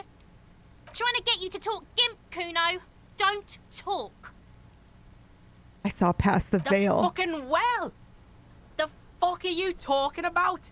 Ask me a normal question, pig. They're trying to make you feel stupid, Kuno. You glance again at the roofing material What? in I'm front of stuck. the shack. Oh, okay, here we go. Yes, you should go back there. All right. Bye. Yeah, whatever. Kuno doesn't give a shit. Kuno doesn't fucking care. Okay, wait. Actually, I did want to talk Kuno about the care? body. The fuck about it? Where's the rest of his Kuno armor? doesn't give a shit about the armor. How come? Kuno's fuck gimp's got one big thing wrong with him. He's a fucking mutant. A mutant? Look at him. Fucking growth hormone shit. He's a giant. The armor's too big for any man. Kuno doesn't give a shit about that freak armor. Kuno threw that shit away. Oh, come on. He's just pretending that he doesn't care because he's too small for the armor. You're just too small for the armor. Get the fuck out of here trying to fuck on me with that midget shit. Kuno's 12. He's huge. He squints at you. What are you? Fucking 80. When Kuno's 80, Kuno can fit 4 of you in Kuno. Fuck out of here. Trying to fuck on Kuno. Fuck out of here. Yeah, I am giving him a hard time. What do you mean you threw it away? Kuno tried to get the helmet on. It was too big. Uh-huh. He performs a kickoff on the imaginary helmet. Kuno kicked that shit in the sea, rugby style. That shit means nothing to Kuno. You threw it in the sea? Yeah, that shit means nothing to Kuno. Kuno doesn't give a shit about material shit. Kuno's a fucking monk. You wanna fuck on someone about that armor? Go fuck the mustached union fuck. The jolly troubadour shit at the gate. Oh, really? Yeah, cocking boot. You know that jolly union cow fucker? Came around talking about cows or some shit. Came around pretending like he cares about cows. So yeah, he's the one you want to talk to. He's fucking crazy about that armor shit. Coming here pretending like he likes cows. Trying to catch a peep at Kuno's armor. Go to the gate. Ask him yourself. Yes, this troubadour has it. You can feel it. There are contusions all over his body. Did you do that? Fuck are you talking about? What is this contusion shit? He grabs his head like it's suddenly hurting. He says you're stupid, Kuno. They want to make you stupid again. I hate words too. It's a bruise. I'm talking about the marks your stones left on the corpse. Oh, did Kuno make your shit sniffing harder? Obstruction of shit sniffing. This is Kuno's kingdom. Kuno fucking rules here. the lieutenant hum. He's thinking the kid has amassed quite the vocabulary of law enforcement terms, but he's not going to stick his nose into this. Huh, yeah. Yeah. I also think, like, being nice to him and, like, bringing him treats and, like, being like, hello, King Kuno, is better. My partner were wondering, the demonic hiss behind the fence gets louder. Kuno erupts into laughter, pointing his finger at you, then Kim, then back at you. An unfortunate choice of words, the lieutenant from Precinct 57 thinks. He looks at the harbor walls looming overhead. He could use a cigarette right about now. Wait, what? Okay, all right. More on this later. Sorry, I thought the do you know who he was in reference to what was actually happening for Kim. And I was like, wait, what? All right. You're testing... Get lost! Okay, I'm off. Kuno doesn't... All right, let's go back and take a look at... This we already looked at, right? Just making sure. There are several footprints in the mud, left by work boots. Anywhere from 6 to 12 pairs. Wait, how is this locked? I have glasses that give me visual now. I should be able to do it again. An inconspicuous pile of the roofing material, Eternite. Oh, God. What is happening? Oh. An Okay, here we go. inconspicuous pile of, because it's nice and orderly. God damn it! Well-laid pallets. Easy. This is on the ridiculous. eyes. It reveals no secrets at this time. Okay, what do I need? More perception to do it? Of the roofing material, Eternite. Perception. Yep. I mean, that's fair. It's like rolling in Baldur's Gate. It's brutal, dude. Okay, now we want to deal with the body, I think. The corpse lies on the ground among the remains of an absolutely demolished pinewood branch. It's gently laid on one side. Well, it's down. Mr. Measurehead has done a good job. Nothing is too broken or compromised. The victim is ready for a field autopsy. Oh, Lord. For real? Yes. 1. Investigation of the scene. 2. Initial examination of the victim. 3. Field autopsy. 4. Transportation of the body to the morgue. We are on number 3. Thank you. Thank you, darling. The fuck are they on about? No clue. Cop's gonna cut his shit up! Got it. The lieutenant adjusts his glasses and takes a deep breath. Tell me something, dead man. Shoot, Looney Rooney. Oh my God, I love you! Love did me in Provocopo. Oh, Jesus, It it was scared love the all along. shit out of me. Come back later, Corpo. Amuse yourself with my frank manners and my memento mori features. If possible, also. This sounds like Brad doing a character voice, dude. It's so weird. Come on, officer. You know what a field autopsy is. You've done 100 of them. Okay. I hope Okay. we do. Yeah, It's no. getting really late. But no, it's not. I'm doing them right now. I just want to put these fucking gloves on. I mean, they're gardening gloves, but you never know. The rotting man, the lieutenant adjusts his glasses and takes a deep. Come on, officer. You know what a field autopsy is. You've done 100 of them. Clap your gloved hands. Let's get in There there. truly is a time for everything, even for yellow gardening gloves. However, they are lacking hygienically. I suggest you get in there in limited capacity. Okay. I'll ask you when I need you to. For the most part, maybe I should handle the contact and you take notes? Okay. In your paperwork, officer, just fill out the field autopsy form. Now they only have one paperwork too. I don't have paperwork. Officer, What haven't you lost?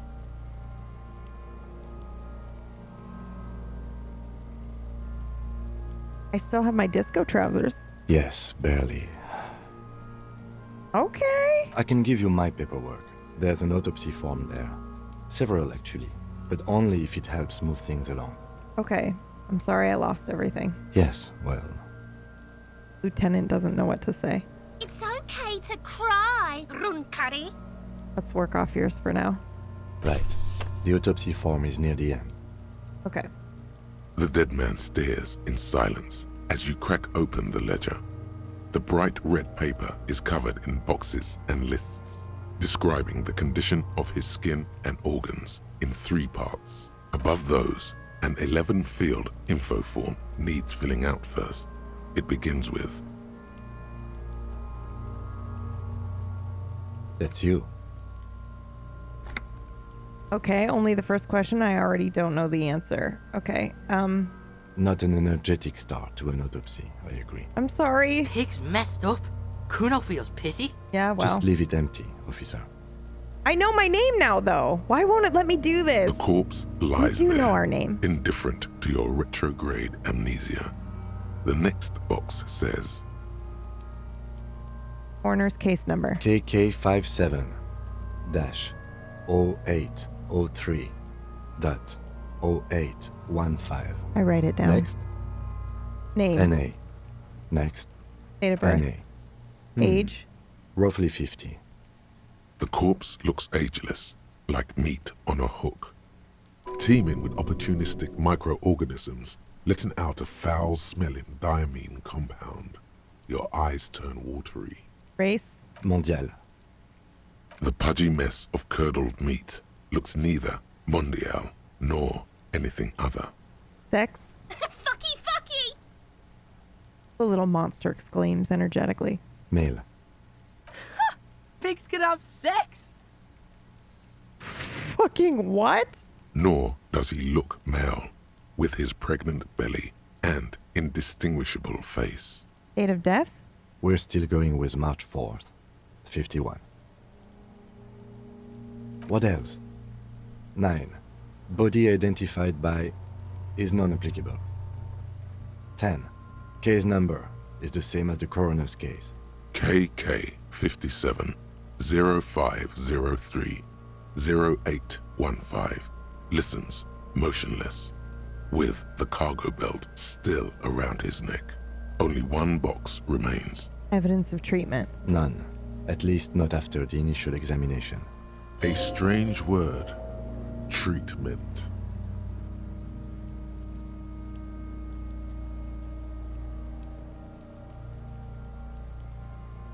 What do you mean? Interfering with the body's position or wounds post-mortem. Are you kidding me? There's plenty. What about How him did you throwing know rocks that? at it? Aren't you a cop?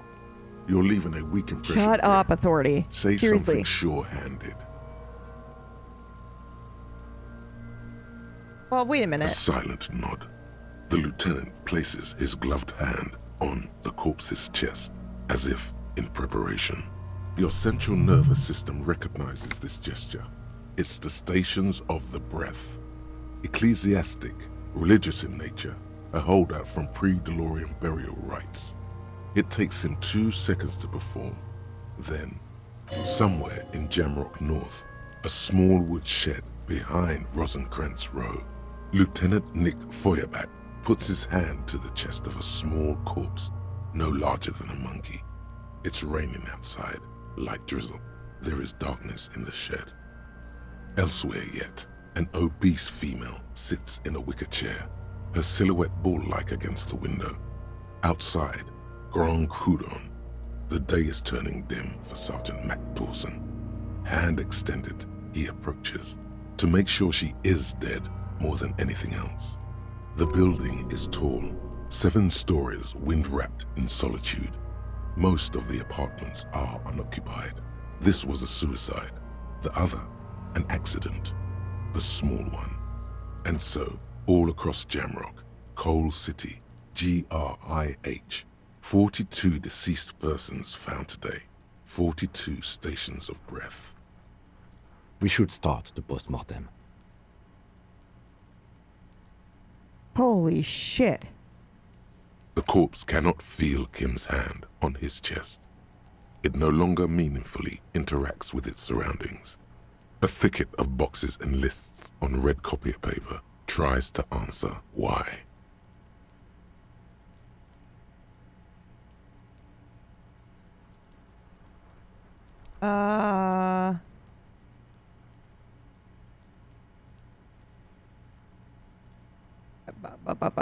Clothes. The deceased wears armored boots and white briefs.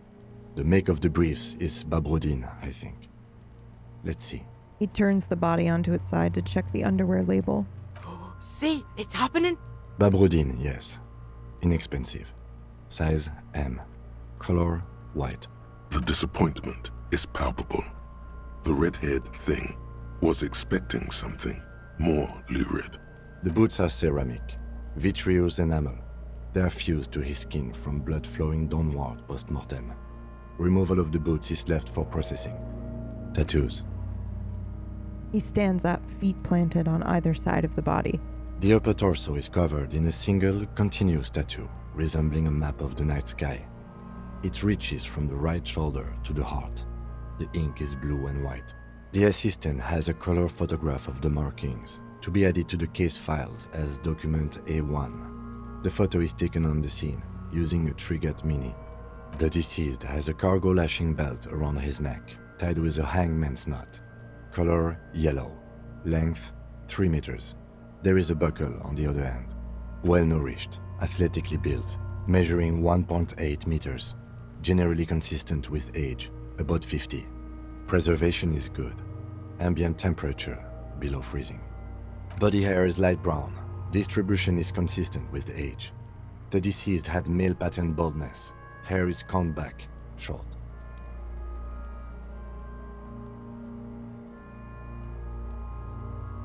The hair under your latex fingers feels cold to touch, wet.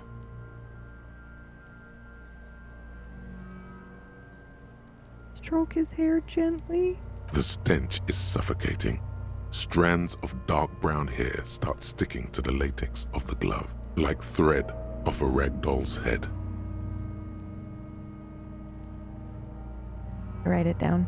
Lividity is consistent with hanging. The head is congested. Contusions are present on the head, chest, and thighs, consistent with stones thrown post-mortem. Low velocity. Fucking low velocity? You think Kuno doesn't know what you're talking about? Velocity was fucking max. Talking shit about Kuno's velocity. In addition, there are bite marks on the face, scalp, and chest, consistent with predation. Ligature mark. The lieutenant produces a small folding knife. With the other hand pulling on the belt, he starts cutting into the polyester. The stench is horrid. After a while, it's obvious the material cannot be cut. Steel wiring. There's too much of it. We need to remove the belt so we can get to the ligature mark. You got just the right tool for that. The chain cutters. Good thing we got these. Always good to think ahead. Now... He points to the rope, squeezing the dead man's neck. We need to cut the belt to see the ligature mark below. Carefully, with as much precision as you can. See, my pig is gonna fuck his head off. No, he ain't. Your pig's a boring fuck. Oh, God. The belt is equally tight around the whole circumference of his neck, swelling over the edges like white bread rising from the east. Oh, this is gonna suck so much. After oh, thank God. You sink the cutters into the knot tying the belt together. You squeeze the rubber handles together, sweat forming on your brow. Snap! The knot is slashed. Another cut and the belt falls apart like a flower bouquet, revealing the dead man's neck and the dark red ligature mark around it.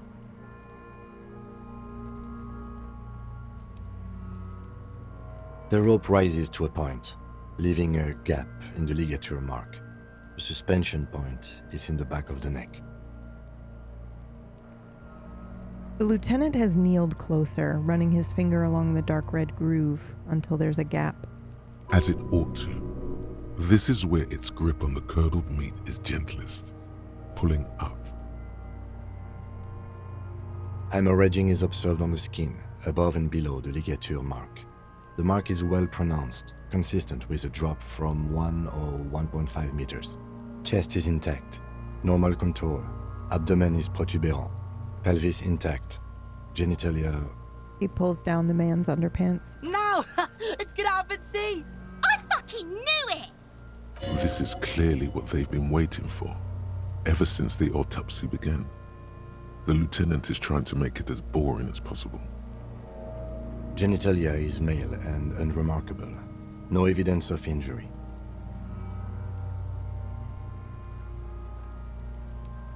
Does it look like he was enjoying his moment of death? Ah yes, your hunch before. We can have a semen analysis requested from processing, if that's what you meant. Yes. Science. Processing. That's what I meant. Mm-hmm. Just write down that we request an analysis. The corpse with his pants down does not have an opinion on the subject. All he has is genitals and a deathly odor. The dead man's penis is average-sized, congested from the downward collection of blood. The testicles are uneven in length, hanging underneath. The genitalia is greenish. Marbling is present around the crotch. You should touch it. What? No. Back is symmetrical and intact. Upper and lower extremities are intact, but asymmetrical. There are combat injuries on the right hand, thigh, and hip. Shut up, EC. Shut up. Bullets have bitten little pieces out of him. It must have been excruciating, especially the hip. Before you is a temple of pain that knew little tenderness in life. In addition, I see smaller, residual scars, too numerous to count, covering about 30% of his skin. Wow. This is the body of a soldier, a mercenary. Mm-hmm. We have a real museum here. Of battles, wars. That is a line. Last item, hands. I'm kind of in the middle of something right now, Simply. I don't know if you noticed. His flesh is cold, icy. Pleased to meet you. Where are you from and what's your name?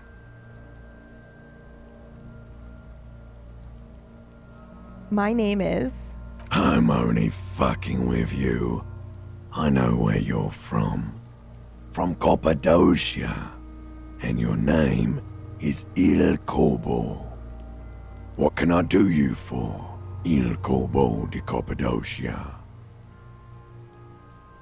Are you a temple of pain and a stranger to tenderness? Oh my god. You get me, Kobo. I feel like you were once for tenderness and kisses yourself, but then shit went south and now you're ahead of even me on the pain front. We should do this more often. Be close like this, I mean. Hands are clean. No sign of injury from struggling. Were we expecting any? I was. Maybe I'm just not seeing them. Honestly, this stench is making it hard for me to think at the moment. Working so close to the fumes coming from the corpse must be hard.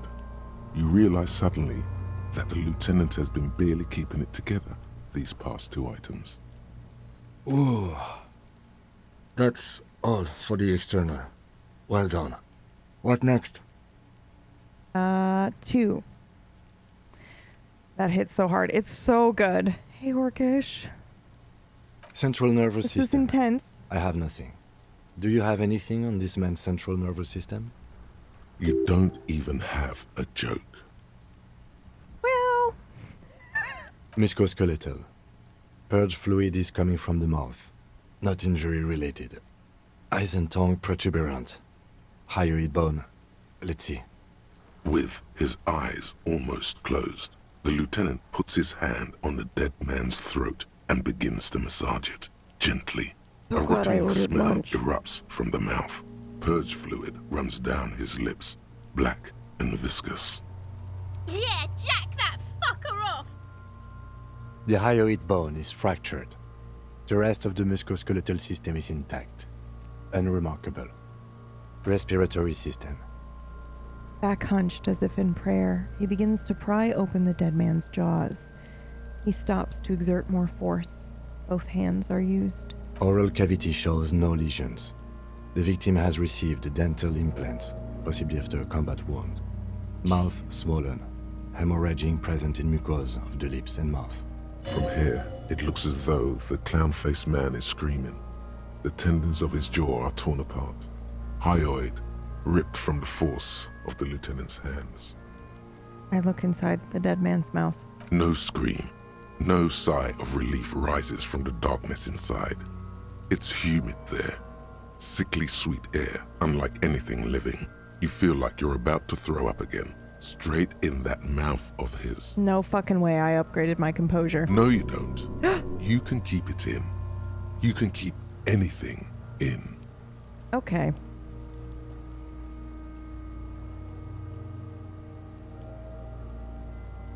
You manage to suppress the contractions trying to enter your stomach. All it takes is concentration. Through it, you see nothing but darkness. More meat and darkness. There are ancient mysteries down there, Kobo. Ask me later. Okay. First of all, Whack, does this not sound like Brad putting on a voice from Spellwind? 2, why is his voice now going with the Inland Empire? That's weird, right? That's weird. Hemorrhaging present in mucus. The lieutenant repeats impatiently. He lets go of the jaws, and the mouth snaps shut before you. Hepatobiliary. NA. Wait, why don't we have anything? Are you a hepatobiliary expert? No. Neither Sorry. am I. Okay. Same for toxicology and serology. NA. Okay. Cardiovascular. The body exhibits heavy lividity. Blood has gathered in the hands, feet, and neck. Hypostasis is visually consistent with the hanging. Gastrointestinal. He breathes a sigh of approaching relief. This is the last field on the list. He looks around, to the ground. A pool of feces there. Digested semi-solid food in stomach. Voila. He touches the corpse's bloated lower abdomen briefly. I write it down and I'm keeping the... What's next on the list? Description of injuries. Let's see. We have bite marks, contusions on the head and chest, and a ligature mark encircling the neck. You'll need 3 fields. Leave a 4th one too. What's the 4th one Nothing. for? Just in case. Oh, okay. Head, chest, and scalp bite mark injuries. Predation by birds has caused damage to the body. Odontologist does not need to be consulted. And your opinion, officer?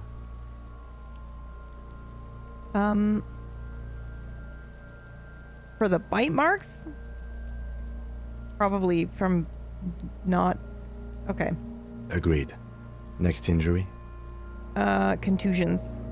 So, the scalp bleeds from a post-mortem head injury, a stone.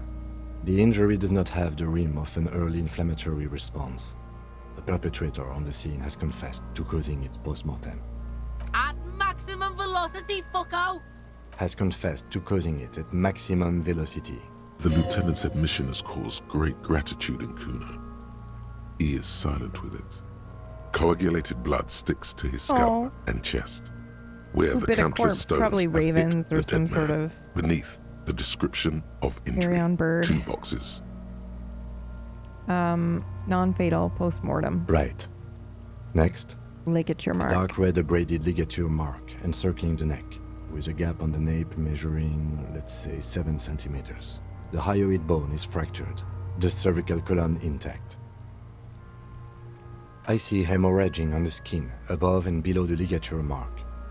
Depth of the mark, 1 centimeter. No signs of clawing on the neck. Below the note, 2 customary boxes wait to be ticked. The man's head jerks to the side. The ring around his neck is visible. Okay, so my first reaction is to say this is not how he died, and they hung him after the fact. But also, you can have an erection when you get hung. So I have no clue. So I'm going to say it's the fatal injury. That's it. We have established cause of death. It's not much, and it leaves much to be questioned. But it's a start. Let's wrap this up. I pronounce this field autopsy over. Okay, what now? Now we put him in a body bag, and I drive him to Forborg for processing. The lieutenant looks at the dead man one more time, then at his notebook, then at the corpse again. He's thinking, did I miss something?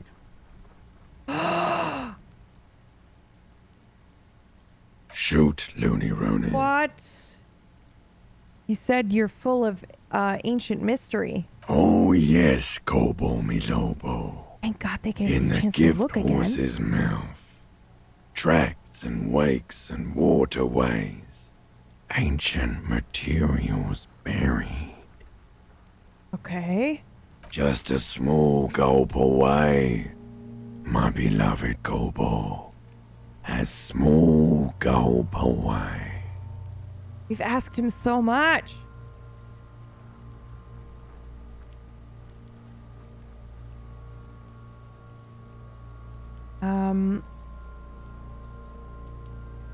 Sure, Loba. Looking at my face, motionless. Looking into my eyes. Standing here. Oh. Why are you invested? Ha! The clown lit. Something is on its way. Something hidden. It's coming. A miracle from the northwest, and it's almost here. You can feel it in the air, on your hands. The cold spring air smoothing them over.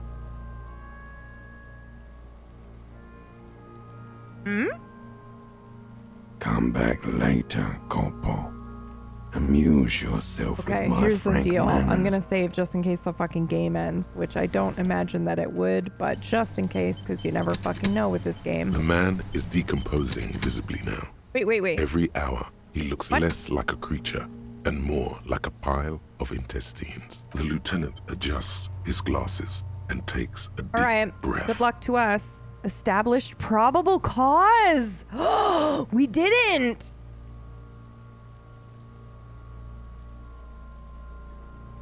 Oh shit, man. I might be right.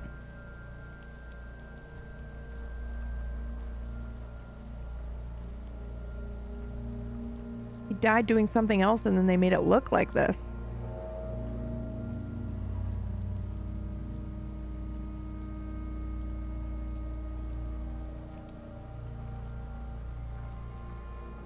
Okay. Let's go. You run your hands over the victim's cold body, his limbs, his torso with its swollen organs. Maybe you should be more thorough. All right, we're going to look in his pants The again. genitals in his breeches continue to be unnoteworthy. You see the penis of a dead man.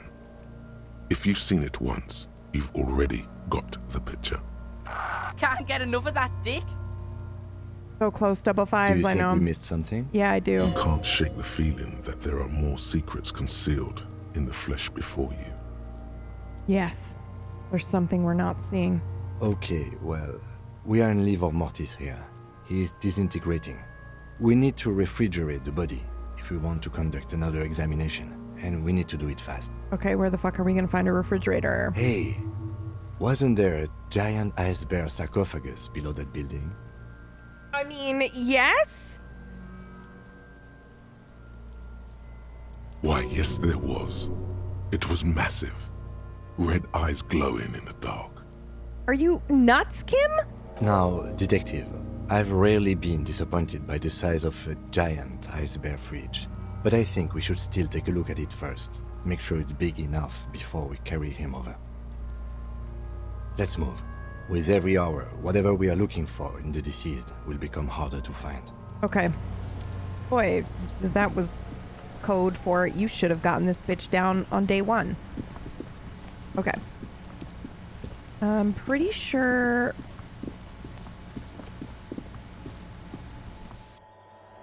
Interesting. Okay, I'm just eating. My food is here. Okay, we're gonna go to the fridge. Boom.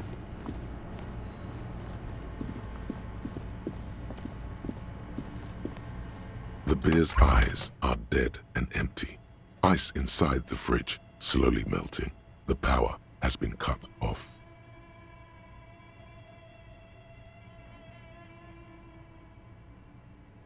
It's certainly an eccentric choice, but it's more than big enough and cold enough.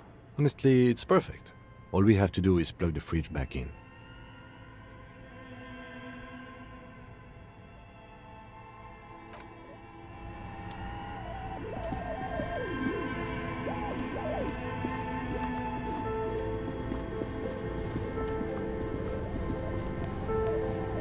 This orange machine is buzzing like an... Oh yeah, that's right. I forgot about that. Only the Black Cape, a giant electric... Great. The owners of this building will just have to keep paying for the electricity sucked up by this monstrosity a little longer. Let's return to the fridge.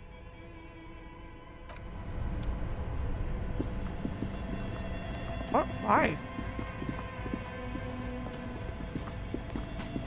The bear's eyes are still glowing red, watching over all the ice cream wrappers hidden inside its belly.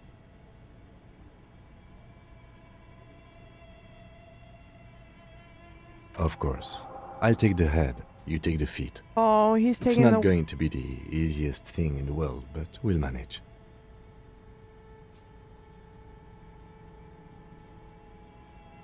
God, he's just trusting that we're The not two full of of you. shit, dude.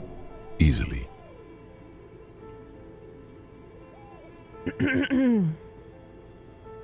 He's just trusting that even though we're fucked out of our mind, that we still know what we're talking about.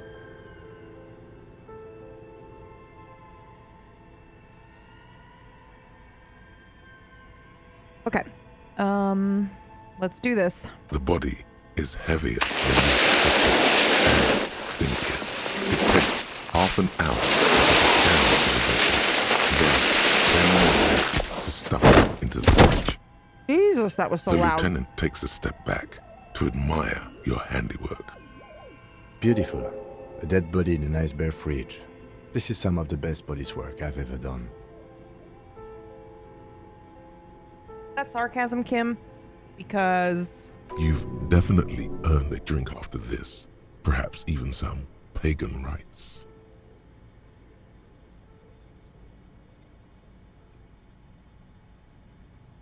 Really? You think it's good work? No, not really. Look at that. What have we done? We stuffed a dead body in a nice bare fridge. This story does not leave this room. He means it. He doesn't want to be the ice bear cop. We did our best with the means we had. Did we though? Okay, maybe we did. At least we've stopped the body from decomposing further. Now you can conduct another inspection under controlled circumstances. Inside the icy realm of the ice bear fridge, the corpse stands slumped, waiting.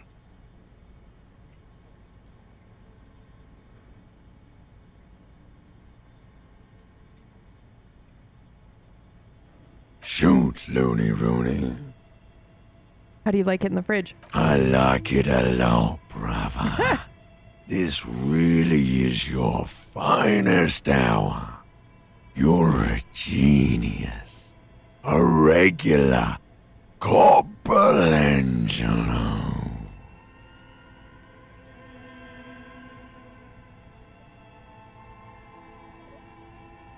We have to cut him open? Do I remind you of someone? Myself in the bathroom mirror. There you go. Wow. Look at that Wow. bright kid. We're birds of a feather, you and I. Soon you will be just like me. Just keep drinking and having a good time. It's a matter of weeks. Feeling nausea, vomiting, Tenderness or pain around the liver area? Tiny red lines on the skin above waist level? More like days, Coppo. The clock is ticking. Your liver tells you so. What? Maybe I was getting my rocks off. Do I look like an erotic auto-asphyxiation type to you? Captain Coppadromo. Wait. Maybe I was getting my... Do I look like an... Captain Coppadromo. Oh, he says the same thing, okay. Maybe I was getting my... Captain Coppadromo. I fear we are drifting away, fixating on sexuality again. Let's go with a simpler question.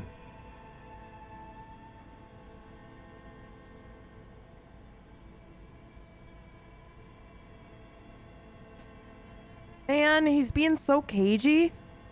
I think there's something there with it. But my initial reaction was like, oh, that happens when you know? Come back when later, they hang somebody. Corpo.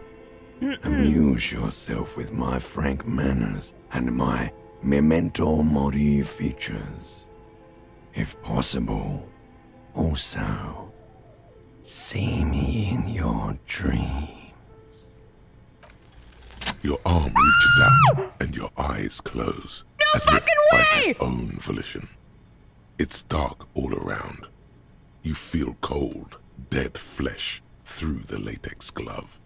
It's right under the palm of your hand. Motherfucker. Dude. Legendary.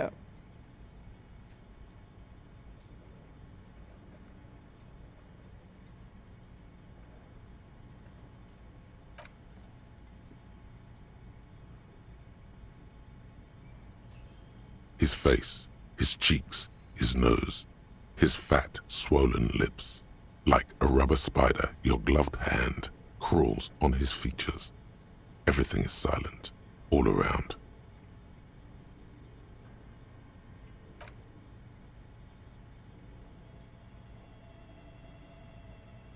The oral cavity is cold and moist. A ball-like tongue attaches itself to the base of the mouth, lolling around like a scallop. You're on the right track. Okay. The tongue moves freely in the cavity. The mucus of the mouth is slippery, fragile, even through the latex. From the soft meat, teeth are budding. Hard pearls of bone in the gums and in the back of the mouth. Yeah, same intro. I had to stop eating my lunch. I'm so sorry, guys. Can you feel it? You're so close. Rip his jaws open now. Look in. A vision of black and dark red death, pried open by your hands and studded with teeth. Looks like he's laughing. Death fumes rising from his throat. And there, in the back of his mouth, above the bell of the uvula, right in the soft palate, you see a hole, barely visible to the human eye. It is swollen shut, almost vanished. No larger than 0.4 centimeters in radius, the edges appear darkened. Holy shit. Keep going. A black trickle of liquid runs into his throat from the wound. Ew! Your index fits right in there. A tight tunnel of flesh opens up. Tissue damage. Wide enough for 2 fingers. As you push both in, you reach through his mouth, right into his brainstem. Brainstem? Yes, that's what this part is called. Jesus. You've seen the drawings. You've studied them. Hey, I'm just gonna feel around. The basal ganglia feels clumpy. What entered here has torn apart his reptilian complex. Bullet? The funk soul brother at the back of his Suicide. head has gone dark forever. Your yellow fingers slide into the remains of the limbic system. There is no resistance. It's gelatinous. The slug-like structures are damaged. Bro, it's too. not me. The tearing Stop. extends deep into Stop both it. hemispheres. Stop it right now. No way. No way. No way. No. No.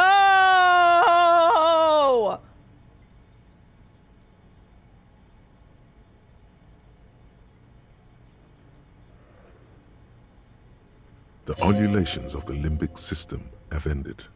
All is quiet. There's a cavity cut right between the The hemispheres. lieutenant answers with the sound of his pen on paper. Okay, I'm gonna push deeper. Your fingers are all the way in now, reaching toward the inside of his skull. The cavity goes further, but the entry wound isn't wide enough for the rest of your hand to follow. All the muscles in your body harden. Time to enter him. Punch a hole through his mouth or wriggle in. Good lord. Your fingers reach toward his skull. His cerebral cortex feels like jelly. Cold jelly. Strange fluid streams down your wrist as you push deeper until you feel it on the tip of your finger. Ice cold serrated metal. Its edges cut right through the latex and into your finger. Dude, I thought this during the autopsy and then was like, but his hair is different. The pain is barely noticeable under the adrenaline rush. I feel a solid object right under the skull. Can you get to it? Well, find There's out. a tiny crack, a protrusion in the cranium, right in the back of his head. Your finger must be pointing straight at it, from the inside. The object that is in there stops just short of the skull, in the encephalus, knocking this tiny fracture into the cranium. We have the makings of a very small exit wound here.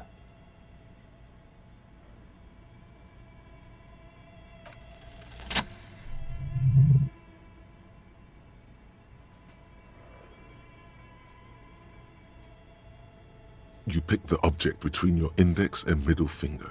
Feels sharp, like metal. You press your teeth together. Your jaw is clenched. All you need to do is just... I got it. Good, good. It's a fucking bullet from my gun. The inside of the head feels cold and smooth, like a glove.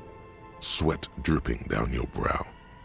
Careful not to lose the prize between your fingers. With a plop, your hand emerges from the mouth. The garden glove is covered in blood right up to the wrist. Between your fingers, a small flower, a blossom made of lead. A bullet. The lieutenant puts a small bag marked evidence under it. The bullet falls in the bag, leaving a smattering of blood on the plastic. He raises the bag under his eyes and says, A non-caliber. Rifle. Some kind of brittle alloy. Fractured on impact. Can I have it? Of course. You deserve it.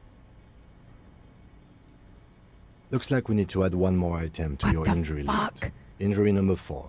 Oval entry wound with an abrasion collar. Soft palate, back of mouth. High velocity. Temporary cavity in brain tissue. Small exit wound on the occiput. How does that sound? Sounds like heaven. Jesus Christ. Jesus Christ.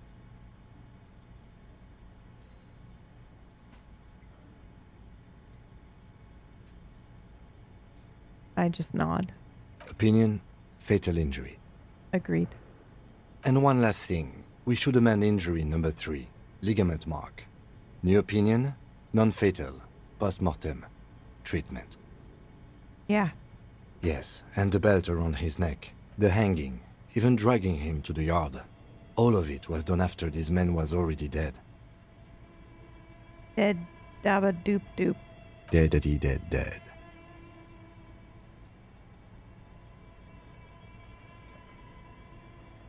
Agreed. I have had my doubts for a while now, since I saw there were no signs of struggle on his hands, and no claw marks on his neck. There have been other signs too, small details. Everything is too neatly designed for us to assign probable cause here, as we did, full-heartedly. Well, no more. We almost fell for it, he thinks. Almost. Why would anybody do this? To hide something.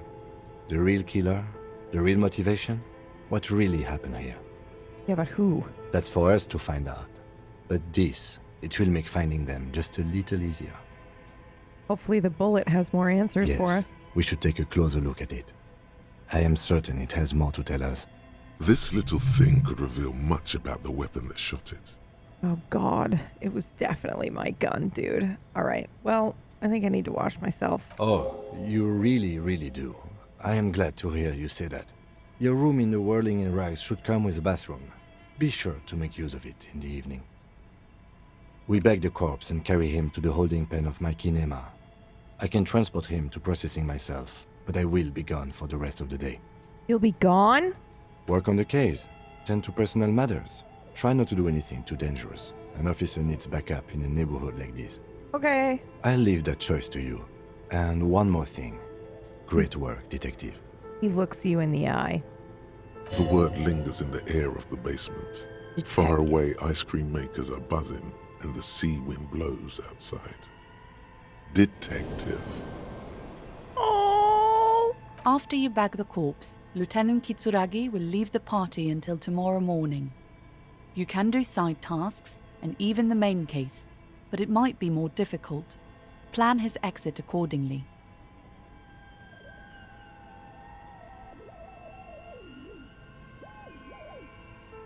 I mean, is it ridiculous to just run around with him for the rest of the day, and then when I'm like done with the day, I'm like, okay, bye.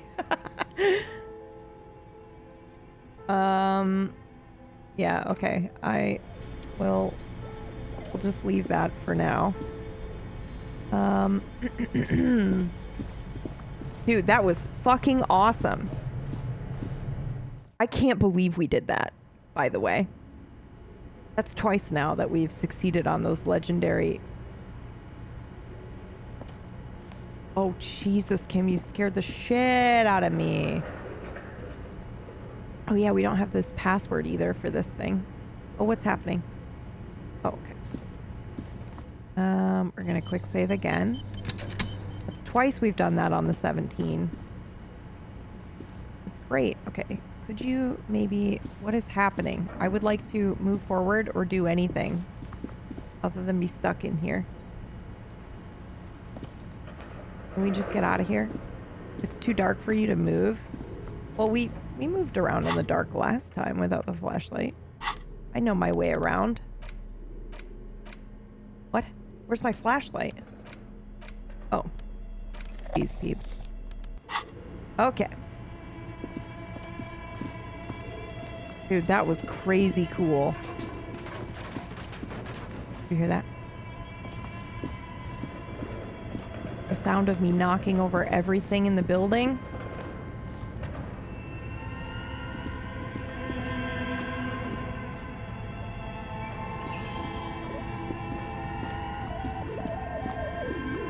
Okay.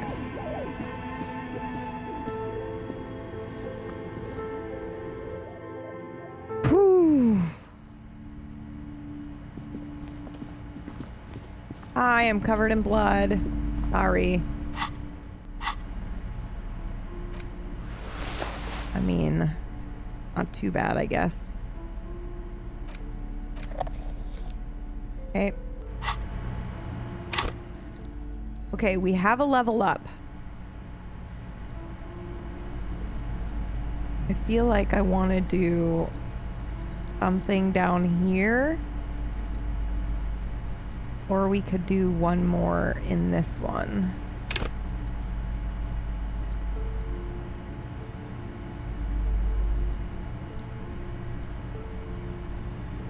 Or we just 2 level ups. Yeah, we could do... I'm gonna do empathy again, I think. Or should I do this one?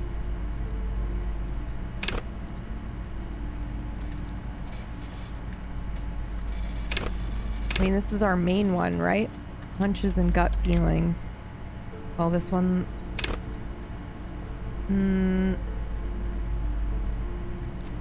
Oh, okay, let's see. Save it for a dice roll. That's a good point. Like, might as well just wait. Okay, I'm gonna talk to you, though. Hello again, esteemed officer, and welcome to Crime Red. Okay, I take that back. So what we're gonna do is now we are going to... I left the little area, and that's not what we wanted to do. We wanted to go get our dice back, right? Or we have to go pick up our dice that we bought. And that's through here somewhere, I think. I forget. I remember it's like... Oh.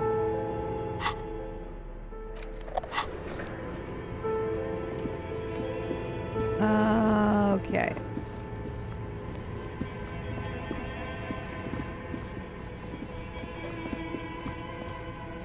I don't remember how to get there.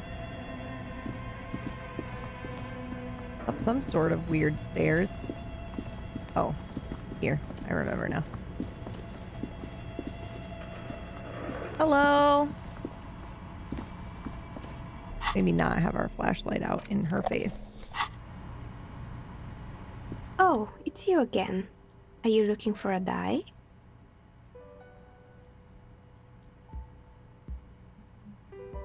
I'm feeling feisty. Aside from getting naked, you're not sure what else to do. What? The building holds no more answers for you. Okay. I came to pick up our die. Very good. That will be 7 real for 1 custom die. 1 universal die for Wirral Untethered. Dice maker opens her desk drawer and hands you a die. It feels icy. Just holding this die in your hand sends a jolt of cold down your spine.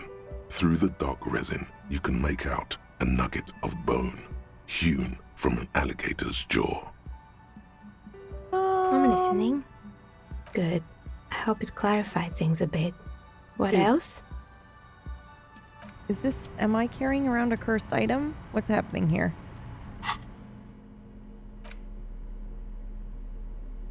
Ah. Okay. Well... Look at the map tab in the journal to see which white checks have opened. What? Wait, what? Backyard wall? Because of the dice?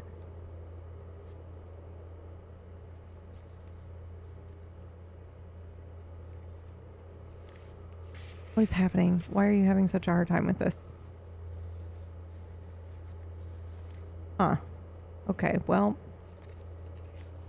I don't know what's going on. It is not having a good time with that.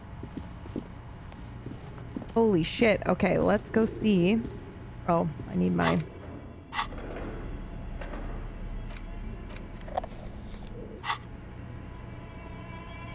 I'm sorry, what? Bullets are here too?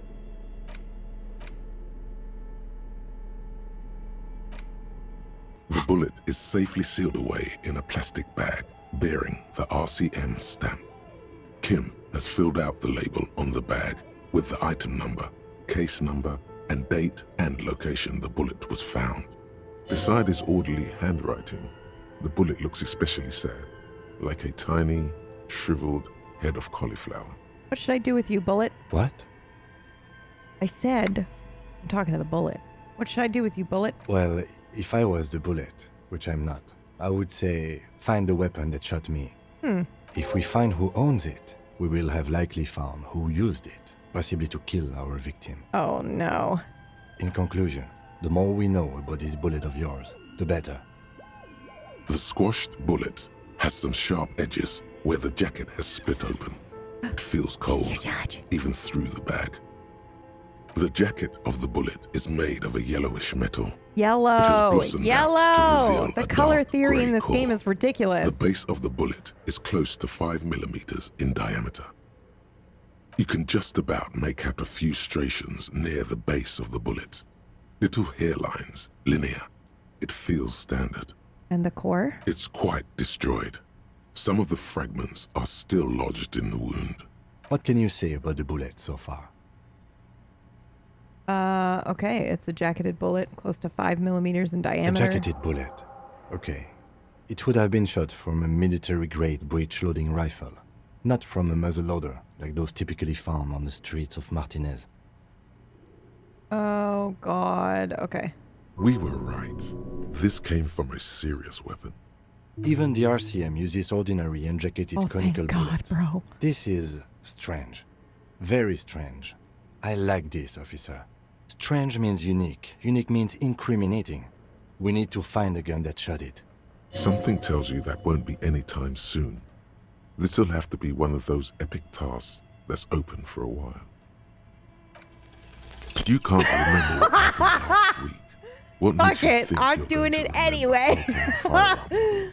Oh, God. Okay. Aware of the name of the antique rifle you found gave us a bonus, so I wonder if it is. Oh, you mean the antique rifle that I fucking sold? Oopsies. Oh yeah, we were gonna finish the face reading this. of King Fleecel, smart comrade. As you know, this journal takes its name from Mazov's immortal expression, Du cristal a la fumée. This was his way of describing the way the rigid, crystalline structures of capitalist ideology turn to smoke under communism. But, like the structures of capitalist ideology, we too are at risk of going a la fumée. Unlike many publications which are content to spoon-feed their readers reassuring drivel, La Fumée is committed to telling the radical truth, even when that truth may drive away potential subscribers.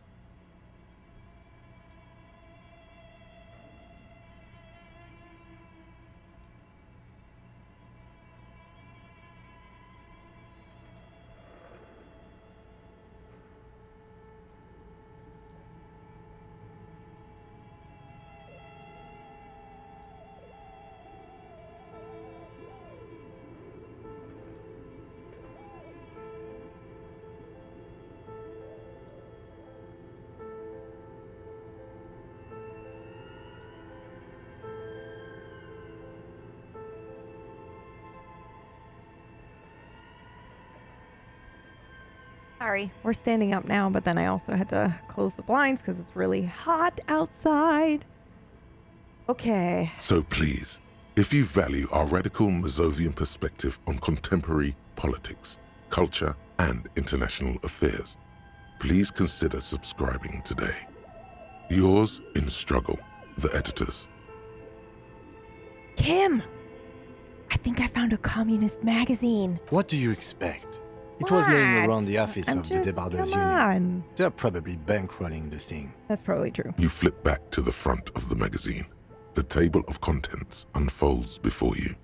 It takes a moment, but gradually it dawns on you that Kunst und Kultur must mean arts and culture. As you leaf through this section, you come across several reviews of recent radio plays, as well as a brief artist spotlight featuring a local artist identified only as CS. The main feature, though, is a long essay titled Tip Top Tournée, a critical Mazovian perspective. This so-called artist spotlight is really just a brief Q&A. It's Kuno. Made all the briefer by the subject's Could you evident imagine? hostility to her interviewer. That certainly sounds like a certain delinquent youth who likes to harass you from her balcony. Mary or whatever, right? The actual article is surprisingly light on details, but after skimming a page or two, you gather that it has something to do with motor carriage racing. All right. You think you're settling in for a relaxing recap of the most recent season, maybe sprinkled with some nice anecdotes about a few of the more colorful drivers. But Instead, you find yourself skimming a 10,000-word feature about all the politically problematic aspects of Tip Top Tournée. Where to even start? For one, there's the crass commercialism of its sponsorships. And then there's the practically criminal emphasis on deadly motor crashes.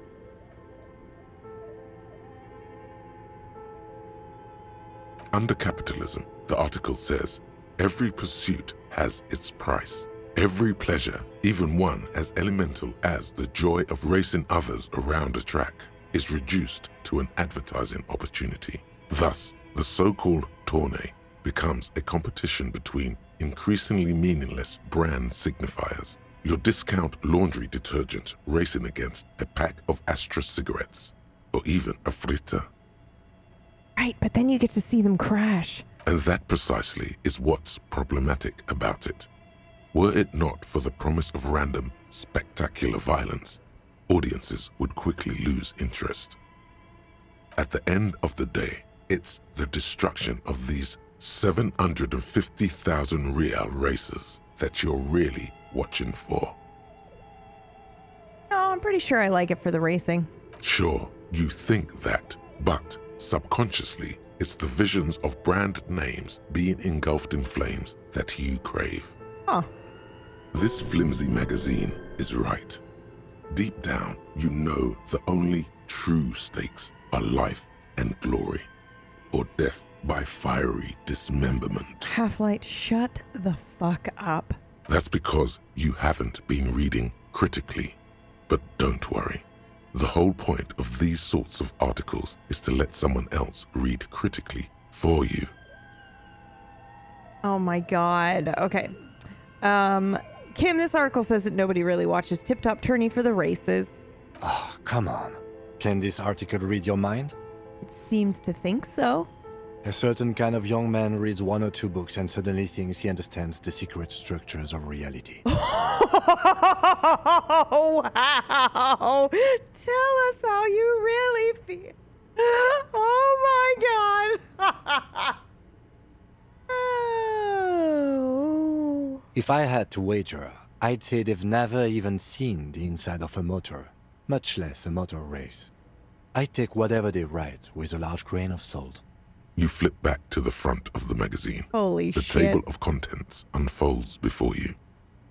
That was so good. This section includes a long, tedious critique of the latest round of free trade negotiations between the EPIS nations and the Free State of Seminine. Him is a petrol head, if you hadn't noticed. Yeah, he got those the spinners and everything, and he loves his motor vehicle. So, I think there are definitely people who enjoy racing for just the racing sake, or the machine, or the engine. Also, I just think it's ridiculous to be like, yes, everybody wants this one thing for one reason and one reason only. You also skip a little bit over more an complex article than about that. heavy fuel oil smuggling along the Messina border. Something about bear wrestling in Samara, book riots in Yugograd. Face it, you really aren't interested in foreign affairs. You're not even sure where most of these countries Dirk. are. You flip back to the front of the magazine. The table of contents unfolds before to you. assume that we can reduce down to a singular answer is asinine. Unsurprisingly, much of this section is taken up with articles declaring unqualified support for the dockworkers' strike. You skim the headlines. Paint the harbor red and white. Martinez tames the wild pines. A city in revolt. First we take Martinez, then we take La Delta. Finally, there's a brief article by the writer, G. Martin, accusing the owner of the Capeside apartments of illegally attempting to evict certain communist tenants simply for not having paid their rent. Charging rent just to live somewhere is pretty outrageous.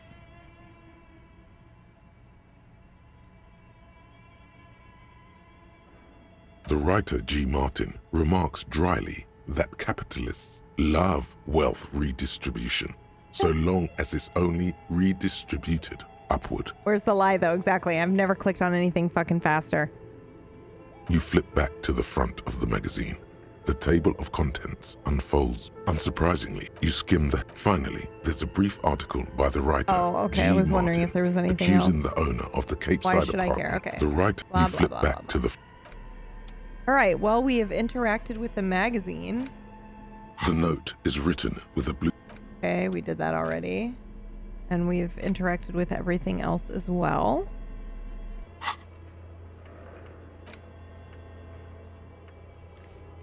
Okay. Wash off the death smell. Oh. Okay. Well, we'll go when Kim is no longer hanging out with us.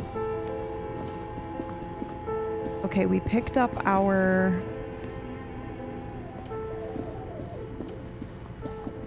Wait, that's not what I wanted to do, but it doesn't matter. We'll just leave out this door.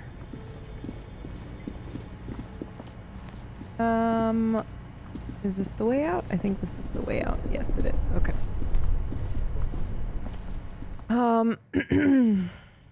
I've been in streams and chats that regarded the communist erasing critique as obvious fact. Well, I think there is some merit to the idea. I think, but do I think it's fact for everybody? Do I think it's the only reason why? Absolutely not. And I think it's really ridiculous to try to, you know, assume that we know. To assume that me, Pumpkinberry, understands truly the way that it, you know, like, it's just so arrogant to me. I can't get down with that. I can be like, oh yeah, it's highly probable that has something to do with it, or, you know, that it could possibly be a contributing factor. The fact that I do absolutely, you know, hate Corpo, maybe I do like seeing that, but I don't know. I'm very smart and I know what everybody really thinks. Well, I mean, there is something about biology and the subconscious, and, like, you know, the fact that we do most of our media, most of everything that we do in design is designed to trigger or to seduce our subconscious or our, like, underlying awareness. You know, it's not really presented in a way that is very straightforward. Our society isn't really that way. You know, look at TikTok, for example, right? You're being conditioned to scroll and want to go, and every 30 seconds and you get a new dopamine hit, and it's specifically designed to keep you scrolling, right? So it's like that. So while I do think there's a benefit to pointing out every once in a while, hey, this might be something that, you know, we need to think critically about, is one thing, but then to be like, this is absolutely the reason why, and this is why you do it, and I'm here to think for you, is fucking ridiculous. Okay, should we look at some of these books? I feel like I want to grab some... I want to buy a book, but I just don't know which book I want to buy. Shelves full of biographies of famous people. Oh, this one! I said there was something important in here, didn't I? A true cultural touchstone. Enjoy the... Browsing through all... Suddenly, Okay. high-speed love. Oh, we did that already. Next to Okay, that, blah, blah, blah, blah, blah. she understands Sorry. she is aired against the customer and immediately corrects course. I'm sorry, I did not mean to rush you. You are browsing. Go ahead. Take your time. Time is commerce. Uh-huh.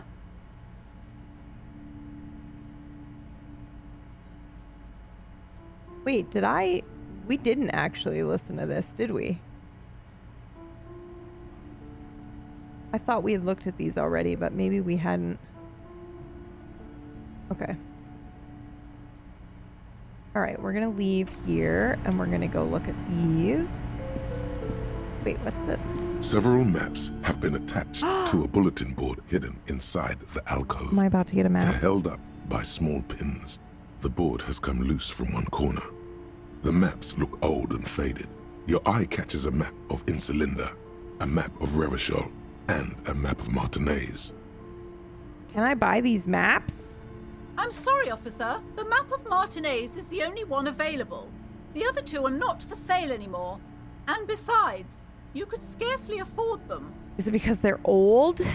Usually not intentionally, but they just do because it sells. Who does? Because what sells? They're quite valuable, though they might not look it. The map of Martinez is 90 cents, though. Okay. But why is it so cheap? That old thing. It's an out-of-date map of a tourist location that never was nor came to be. From when some design studio people tried to spruce the place up 4 or 5 years ago. They also renovated the horse statue, set up those coin-operated viewers, and designed the new street lamps. What happened then? They didn't get that far, for some reason.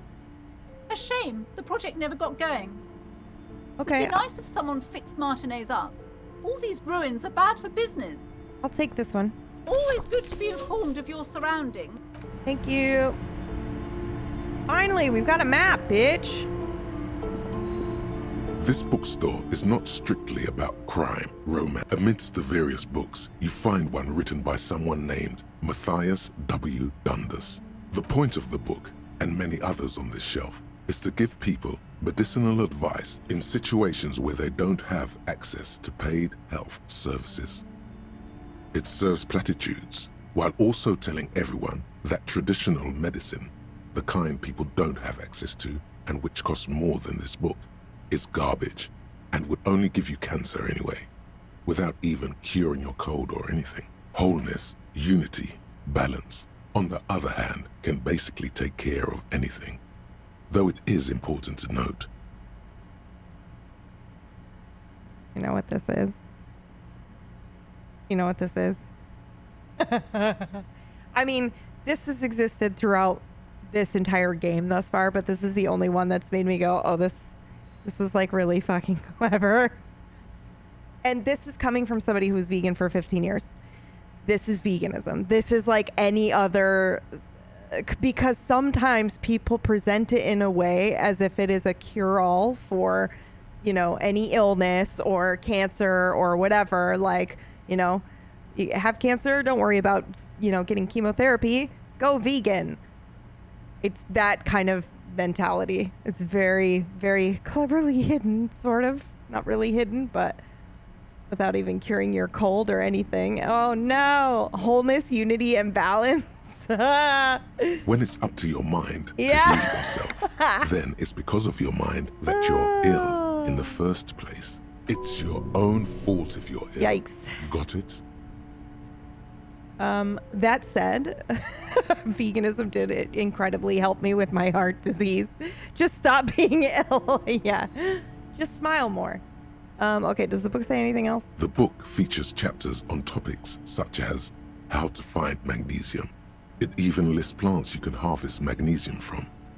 How to continue drinking if you're an alcoholic who has destroyed his liver. And there's even a chapter on the ancient Seraïs tradition of using duck gallbladder preservatives to treat and prevent sexually transmitted diseases. Pre and post factum apply. Nothing worth buying. This is just mundane garbage. What's even paranatural about this? Ooh, let's find something truly otherworldly. The throbbing in your head increases with every passing moment you gaze at this shelf. Suddenly, as if out of nowhere, a small green book becomes apparent. The title of it reads, Medicinal Purposes of the Pale.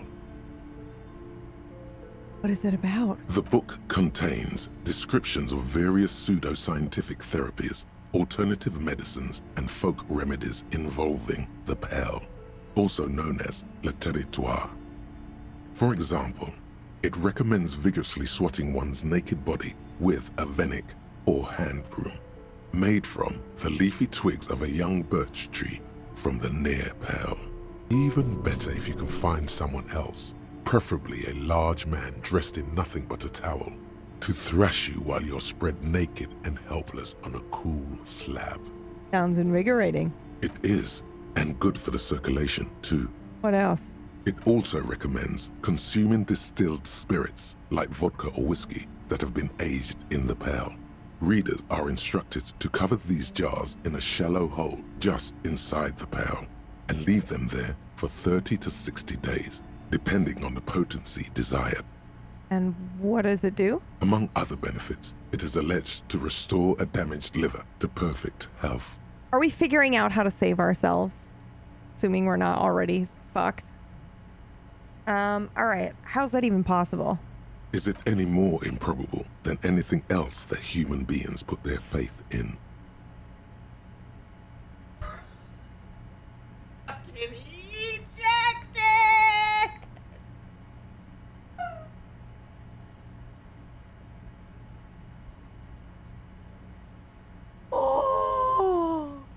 For general health and well-being, readers are encouraged to take regular strolls through the Pale, though a sidebar cautions readers to limit each stroll to less than an hour. These strolls promise to cleanse the mind of worries and the body of toxins, especially if the perambulator performs this ritual in the nude. Nudity figures prominently in a number of these prescriptions. This is exactly what you need. Huh. There's an entire section devoted to cures for men who are struggling to perform their marital obligations. I probably need that, but... You close the book and return it to its place on the shelf. Oh, hell yeah. Indeed. Something about that book does seem to have spoken. Well, I hope it contains what Goodbye. you're looking for. Sorry, I can't handle her anymore. So sorry. Okay, I also wanted to buy another book. A small mountain of colorful board game boxes. There are numerous types of games for all ages. I really want to buy the board game that I have the dice for, but it's pretty expensive. So we'll check this one too. How are you enjoying the game so far? The It's so display fucking rack good. is brimming with worn paperbacks featuring an extremely muscular, sword-wielding barbarian. I did on this the one cover. already, right? Nearly all the titles. A twinge at the back of your head makes you flinch. Your eye starts twitching. Your hand reaches toward Yeah, okay, a book with this glossy one, cover this one. art. She's laughing at him, belittling him. Between the throne Jesus, and okay. the Hyamdala man lies a bonfire, casting Aren't shadows all on the women wall. devil women? The shadow of the woman's headdress What? looks like a pair of devil horns. From a The neckbeard? title reads, Man from Hyamdal and the Devil Woman. Interesting.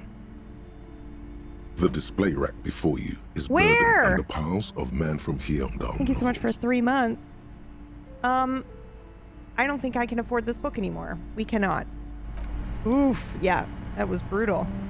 I have been loving it. It's very, very good. Okay. What we're gonna do is we're gonna head outside. We're gonna put our flashlight away. We're gonna read the books in a second. First, I'm gonna go fill up my water. Okay? I would read it. Yeah, I know. Well, I want to, but I don't have enough yet. Maybe we can call the station and get them to send a crate of guns we can sell. I know. All right. I shall return momentarily. Want this music or... Yeah, this music. Okay, cool. I'll be right back.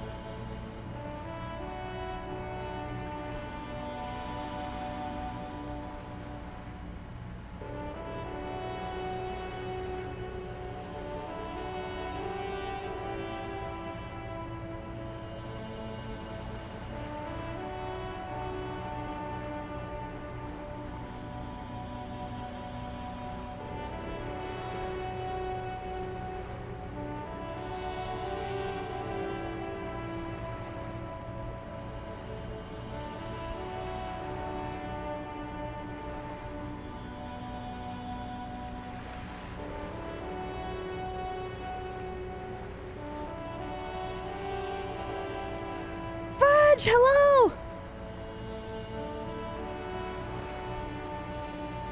The soundtrack in this game is pretty nice. It's so stupidly good, guys.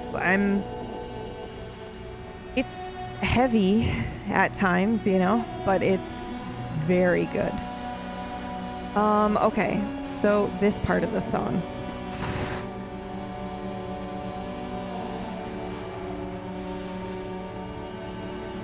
I listen to the soundtrack regularly. Yeah, it's definitely going to be one I probably listen to regularly as well. All right, let's talk to Little Miss. Hello again, sir. Put skills into composure to even be able to do this again. Okay, well, be around. Okay, let's read our books, right?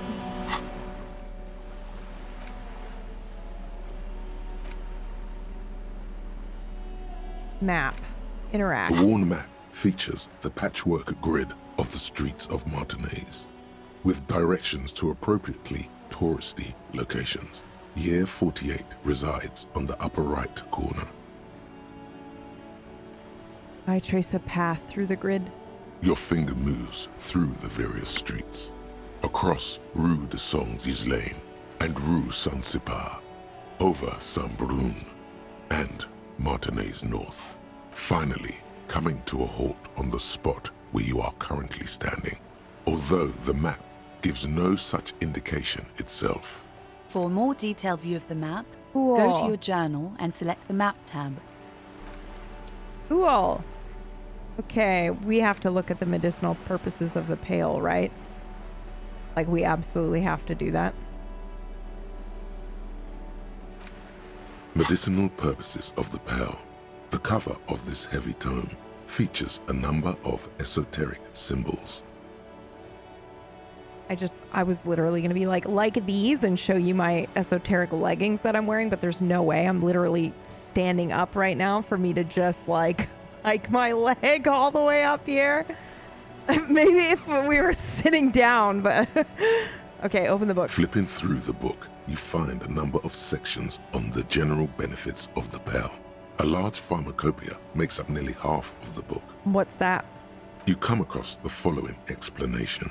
While modern pharmacopoeia are continually updated by so-called experts based on the results of clinical trials, readers will find assembled here the timeless wisdom relied upon by generations of traditional Seolite medicine practitioners, Mesk mystics, and Ilmaran folk doctors. I thought you were a kung fu ballerina. These hips do disco. Finally, yeah, but it's to so calm the tall, angry dude. spirits that Like, have been you'd see my plaguing you. foot. Like, the camera's all the way up there. No way. Finally, something to calm the angry spirits that have been plaguing you. It seems to contain descriptions of the medicinal properties of various ingredients that may be gathered from the pale, as well as instructions for producing a variety of herbal remedies. I just want something that will soothe the relentless torment of existence.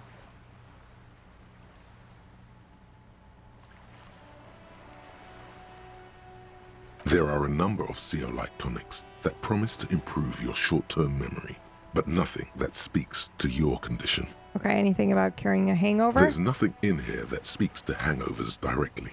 However, while browsing through the various descriptions, you become convinced that you could assemble something from the ingredients listed here. Okay, let's give it a go. Give it a shot. First, you need to choose a base ingredient. Fuck if I know. Mint? Ginger root? Next, you'll need to combine the base ingredient with an appropriate vehicle. Tea made from birch bark. Lastly, is there anything else you'd like to add? Didn't I already do this? Ginseng root? Spoonful of sugar makes the medicine go down, but sugar's poison. So, I think we already... Oh, we did ginger. Okay. Ginseng and ginger. Root will Let's help go. with the nausea, and the birch bark tea will help you flush out the toxins.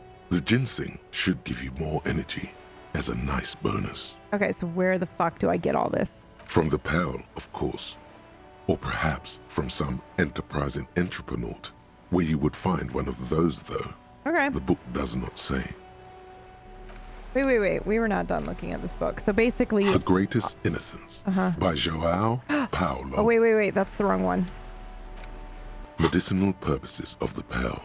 Flipping through the book, you find a number. Have you taken any walks through the pale recently? Maybe. And on your walks, do you stop to meditate on the nature of your being? Maybe. You need to do that. Okay. It's important for opening up your agiogenous zones. I'm sorry, what? There are a series of psychic nodes located throughout your body. Unfortunately, the stresses of modern life often cause us to close off our agiogenous zones, which can result in all manner of physical and psychic ailments. Regular meditation in the pale, however, can help to open up these this zones, sounds terrifying. permitting the free flow of psychic energy throughout the body. Okay, well, we meditate all the time. Good. And when you meditate, are you in the nude? Absolutely naked. Excellent. Free your body. You long to feel the cool breeze tickle against your inner thighs and midriff. You're doing everything as you should. Regular pale meditation has been shown to help keep your body lithe crazy, and strong, dude. your mind alert and expansive. A note of caution, however. Be sure to limit your exposure to the pale to no more than an hour a day and no more than 3 hours total per week. Okay. Thank you. All right, let's check out this one, The Greatest Innocence. The Greatest Innocence by João Paulo Salomão Lopes de Fuego. The book is large and heavy.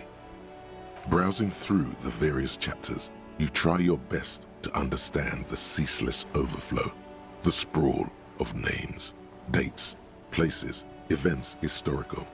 Most of it ends up as a twisted mass of facts inside your brain. You can do it. It'll be worth it. There's something here. Your educational survey is done. Did you catch any of that? No. Oh well, it's pop quiz time. Let's see what you've learned. This might take a few minutes. You ready? Sure, why not? That's the spirit. Here we go. Question 1. Yeah, but you didn't actually tell me anything. First innocence. Dolores Day. Oh, okay, perfect. Incorrect. Oh, Dolores Day you was the motherfucker! innocence of humanism, internationalism, and the welfare state. She codified parliamentary democracy and created modern institutions.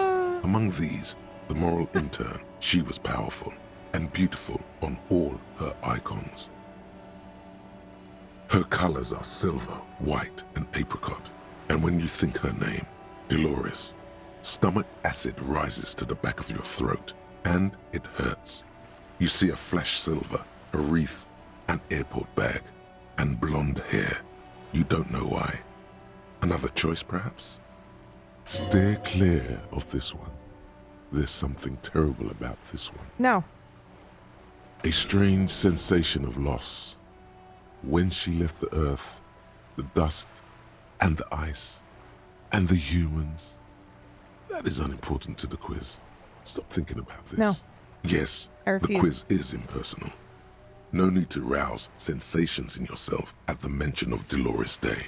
Who was the first innocence? It wasn't Dolores Day. Okay. Correct. Nothing much is known about him. It's not even clear that he was a he, but Franco Negro presumed as remember such from the and conversation. called him Pius. He's depicted as a young man with molten gold pouring out of his mouth. All he spoke was gold. It's said he invented God and equality of men before God. He also introduced the gold standard as a way for measuring people's love for Aurum. As the first innocence, he declared that there should be more of those like him. It is presumed his disciples were the beginning of the Holy Party. Question 2. Who was the strongest innocence? Hemdall. Easy. Dolores. Vesper, I think? Incorrect. Vespa Messina is not a person, but a defunct state Oh, I thought on it was the the southeastern two. I coast thought it was of the two Occident. things working It together. used to take up most of the peninsula before separating into the republics of Vespa and Messina. Care to Okay. try again? Sure. Correct. Named the innocence of militarism, he codified hereditary rule, but at the same time ended serfdom and established the Inter-Isolari Real as the global reserve currency. He also established the concept of the nation. Franco Negro attempted to solve the rising tensions between the Yeah, but what about aristocracy Dolores, and though? bourgeoisie by building a unified society in which every man has a place and a mission, but at the same time may rise to nobility provided on the strength of his virtue. Question 3. Who was the false innocence? Okay, it wasn't Dolores Day. She's not false. I'm just going to keep thinking about Dolores. No, stop thinking it. I said it wasn't her. She was true. No, stop thinking it. I said it wasn't her. She was true. Incorrect. Stepan the Despicable, regent of Kedra, was a ruler who conquered the known world during the Kedriatic conquest, instead of the despotic Erno Pasternak. Would you try again? Correct. There have been a number of counter or false innocences, some assumed to have innocentic qualities, some who just thought so themselves. Occasionally, they have the support of a faction inside the ecclesiastic organization, and accusations of foul play have arisen.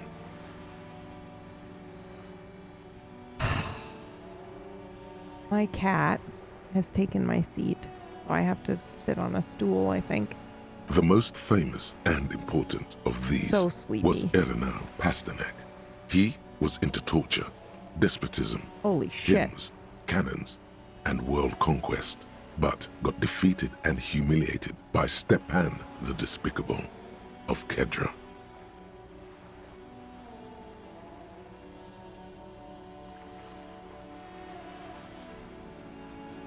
Final stretch.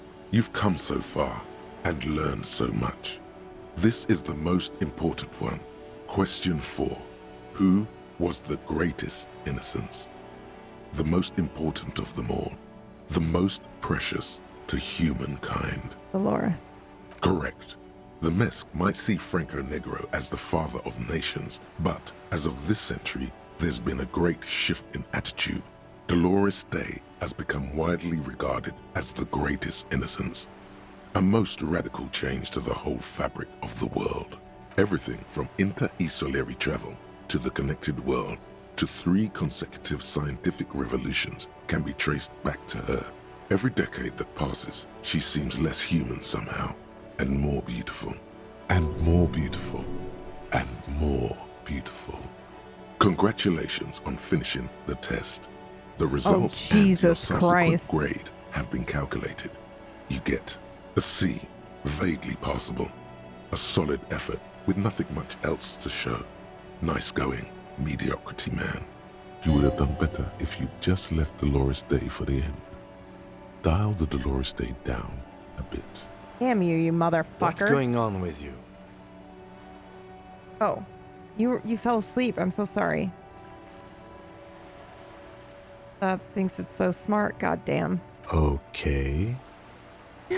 You are shouting at an inanimate object, like a real weirdo. No wonder you seem to have trouble with the right answers. Man, something's weird about this book. You should do something fun instead. Rock out. Forget about it. No! Browsing through the book again, you still have trouble. You can do it. It'll be worth it. There's something here. Your educational survey is done. Did you catch any of that? No. Oh well. It's pop quiz time. Yes. Let's see what Let's go. It seems rather unfair to try again after you already know the No, give me answers. different questions. But sure, if this makes you feel better, here we go again. Question 1. Who was the first innocence? Dolores Day. I wonder if I should just continue with Dolores the whole time, though, and see if I can, trigger myself out to actually think about what matters. Incorrect. Her colors are... Steer clear of this one. A strange sensation of loss. Yes, but incorrect. Her colors are... Steer clear of this one. There's something terrible about this one. Yes, the quiz is impersonal. Correct. As the question, Dolores. Incorrect. Even though the words most associated with her rule are l'amour, like a... Please, relax. Never! Correct. Franco Negro. Question 3. Okay, it wasn't Dolores Day. She's not false. Okay, we already know what he says when we try to answer with Dolores here. Correct. The most final stretch. You've come so far. Correct. Everything from... And more beautiful. Congratulations. A B. Good enough.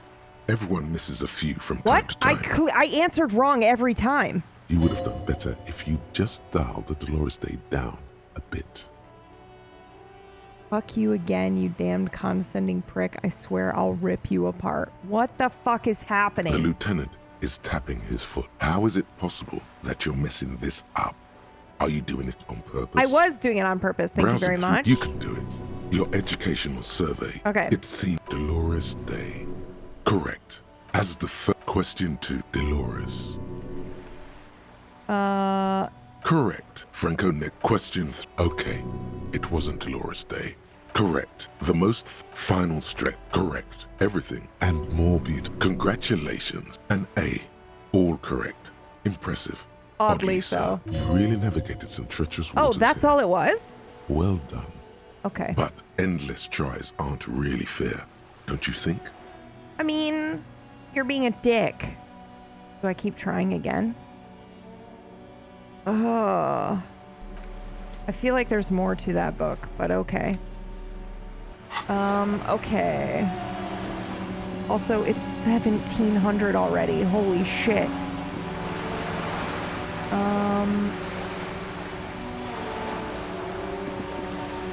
That was fucking awesome, by the way.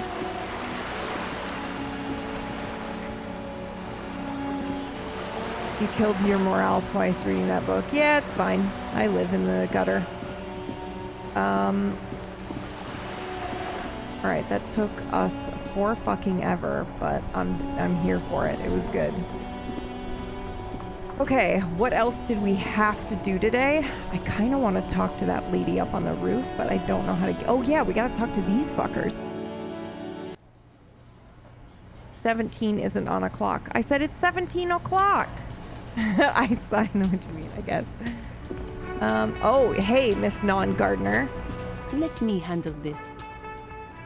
The woman says to the crowd in the mess hall before turning to you. Detective disorientated. She Are smiles you still wondering coldly. where you are? This is Martinez, in case you've forgotten. I advise you not to overstay your welcome. You're not a gardener. That's right. I am not a gardener. I'm a legal counselor for the Dock Workers Union. I fucking knew it, dude. So let's get to it. You're looking for Titus Hardy? You think he has information that will help you? Maybe he does. She points to the man on her right. That's Titus. Talk to him. But know this. I'll be keeping an eye on you. No strong arming. Nothing official. The District of Martinez does not recognize your authority to make arrests. What? It doesn't matter if you recognize our authority. Like, we will make an arrest. you idiot. If we have to. She says nothing. Her glare speaks for her. Yeah, like You're sure easily have mentioned something about a lawyer, Elizabeth someone, but you're too dumb to remember what it was. What? Okay, well, I remember what it is. Ugh. Okay. What's your role in all of this? What if I want to talk to you? What you want is of no significance, officer. Don't test your authority. In Martinez, you are no one. I saw what you were thinking. You want to say, what are you going to do to me? Don't. Just because it's in your head doesn't mean you have to say it. Okay, well, calm the fuck down. Like I already told you, I'm a legal counselor. Do you have hearing problems? Why are you so aggressive? Aggressive? You make your living enforcing violence. No, These enforcing people law. are just dock workers. Uh-huh. Just dock workers who murder people. Dude. So you were spying on us, and now you represent murder suspects. Just dock workers. Listen, you moral intern lackeys. You're a mob, enforcing the unlawful privatization of Revachol. She says working 20 for a fat literal men in mob? the Occident are stealing it all, and you're their bodyguards. Well, that's what we said earlier, and we got yelled at. The tall, broad-shouldered man takes a sip of his beer. So ask what you came to ask, or get back to your commanders.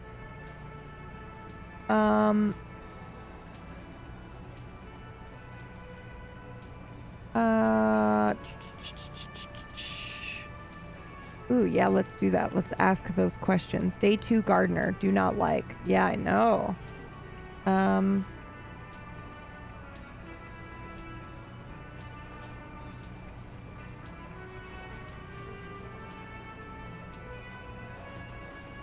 Fuck yeah, let's do it. Look, a comedian. Do your job. Ask your questions. then get out of Martinez. I just unlocked an achievement. Employ critical theory more than 9 times. Okay. All right. What an asshole. Ooh, money. I'm gonna walk in here and I'm gonna pick up this fucking money like a champion. Photos of men in overalls toting guns and union placards. Ooh, wait a minute before we talk to them. Where'd Kim go? Kim, what were you doing? Good point though, because somebody's cooking something back here. A thin man is smoking below an exhaust hood, occasionally sipping from his mug. This must be the Whirling's cook. As you step in, he nods toward the table and says something in a completely foreign language. The only words you can make out are Garanci and Kubek. It must be his name. Garanci. Garanci Kubek. Sounds representative.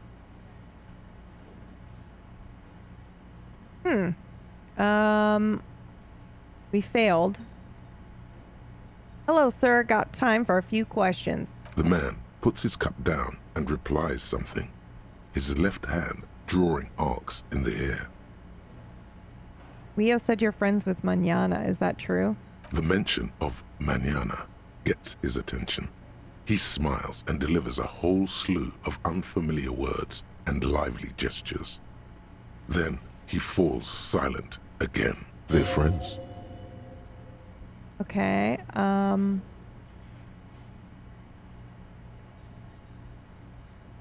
you know what's behind the door. He looks up at you, then looks away quickly, shrugging and muttering something to himself. Shrugging is an international sign for, no, I don't know what's behind that door. How about the fucking The man drugs? says a couple of sentences in that strange language of his, and then seems to wait for you to speak. Sorry, I don't understand you. Just one word. Sounds quizzical. Then he awaits your answer, with his brow arched. What?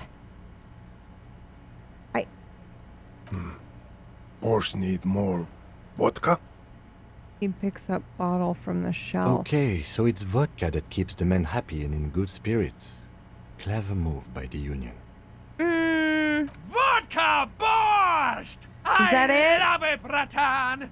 Turn it the fuck up and then ask for some yourself.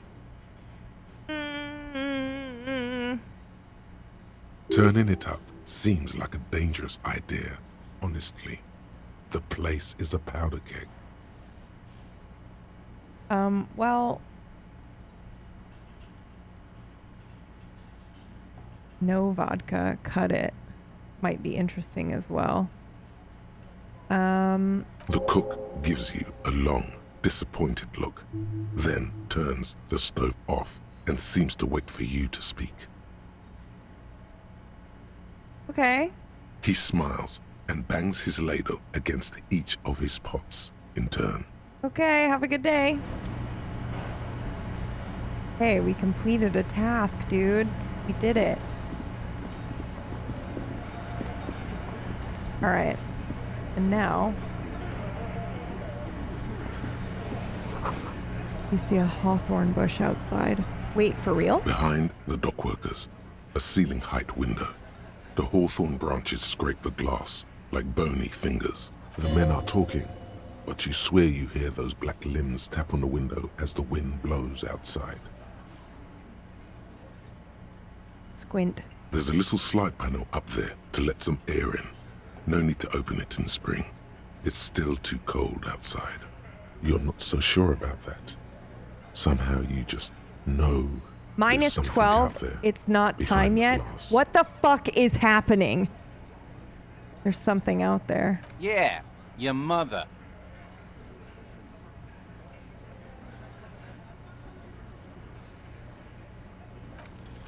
Nothing. Just black tangles like the hair of an old woman. Motionless. The wind in the yard doesn't reach the hawthorn, nor does the light come in from this window. What the fuck? This is where you say your bed. I'm sorry, why do you sound exactly like Snake? Why do you sound exactly like David H? Okay, a broad-shouldered man points at you with a beer can. He's used to giving orders and having them obeyed immediately. You should not indulge him. Detective. The lieutenant acknowledges you with a sharp note. He's leaving it to you. Precinct 57's finest scans the room, leaving the speaking to you. He trusts you. Maybe against his better judgment, but he does. We need to talk about the man hanged out back. Oh, this is about him. Okay, not even close to David H now. You sure took your time, huh?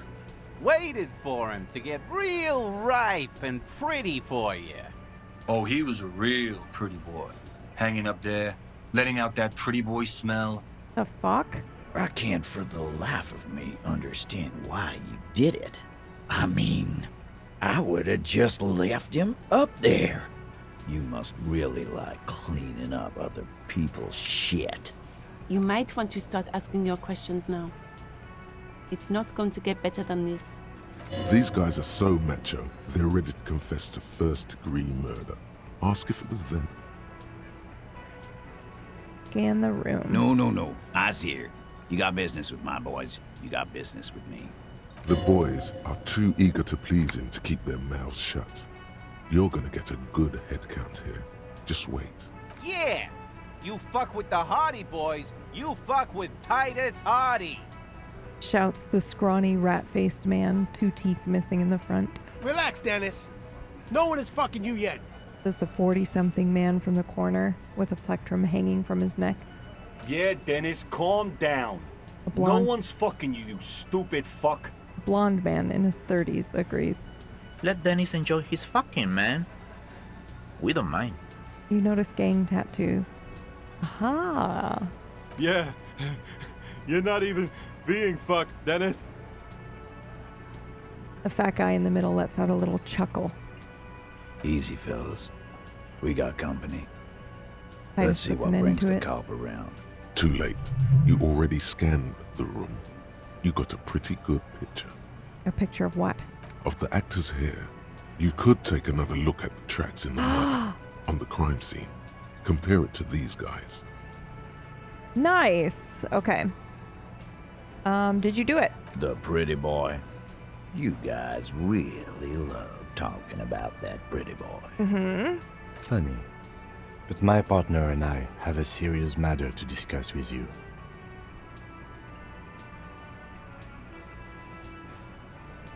Why is there a container belt around the dead man's neck? Container belt? Like we use in the harbor? Yep. Because we took it from the harbor where we work. Then we went out back and used it to hang him. As he speaks, his fists contract, going through the pulling motion again, savoring it.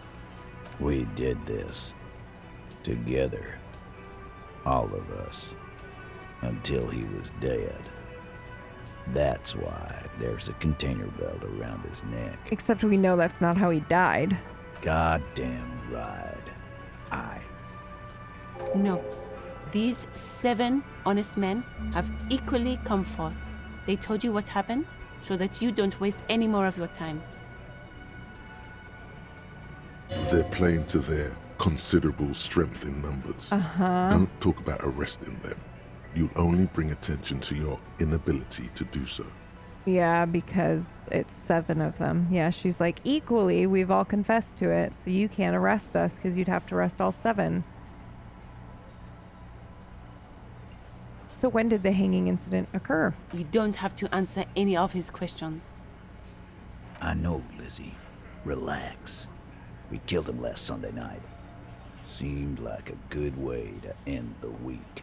And how long had you known him? Known him? We don't associate with scum like that, asshole. Yeah! Who do you think we are? Quiet. He came around about 3 weeks ago when that Pines cow first sailed into town. Happy? By the Pines cow, you mean Yeah, Joyce Joyce. Messier? The representative for White Pines? The same company you are striking against? No. I mean the Pines cow. The stupid-ass cow they sent in to fuck us over. But you know what? He rubs his chin, pretending to mull it over. Why don't you ask her about the pretty boy? I'm sure she has interesting things to say when you ask her hard enough. That's enough insinuation for today, Titus. She turns to you. Officer, your interview is drawing to an end. Don't waste your last questions. How does the bullet in his head factor into this? Huh? A sip of beer makes the surprise go down easier. There was a bullet in the dead man's brain. Why was it there if you hanged him?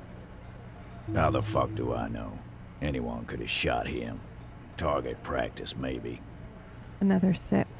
He's tight-lipped suddenly. This line of questioning is over. You got the cause of death already? Hanging. If there's any post-mortem trauma, it's your problem. This will not turn into a cross-examination. Who called the shots that night? Are you deaf? There will be no singling anyone out. You can't arrest a Hardy Boy without arresting all Hardy Boys. Do you think you could do that? Do you think you could arrest them all? A shadow of a smirk passes her lips as she tilts her head. I don't know, lady. These hips do disco. Titus, keep addressing him. He wants everyone to know he's in charge. No, but seriously, who calls the shots around here? Who do you fucking think does? He sounds more amused than angry. Ooh, so that would be interesting. So, okay, part of me, he wants everyone to know he's in charge, but the question is, do we question that right now publicly in front of everybody so that he corrects us? Or do we just go, you do?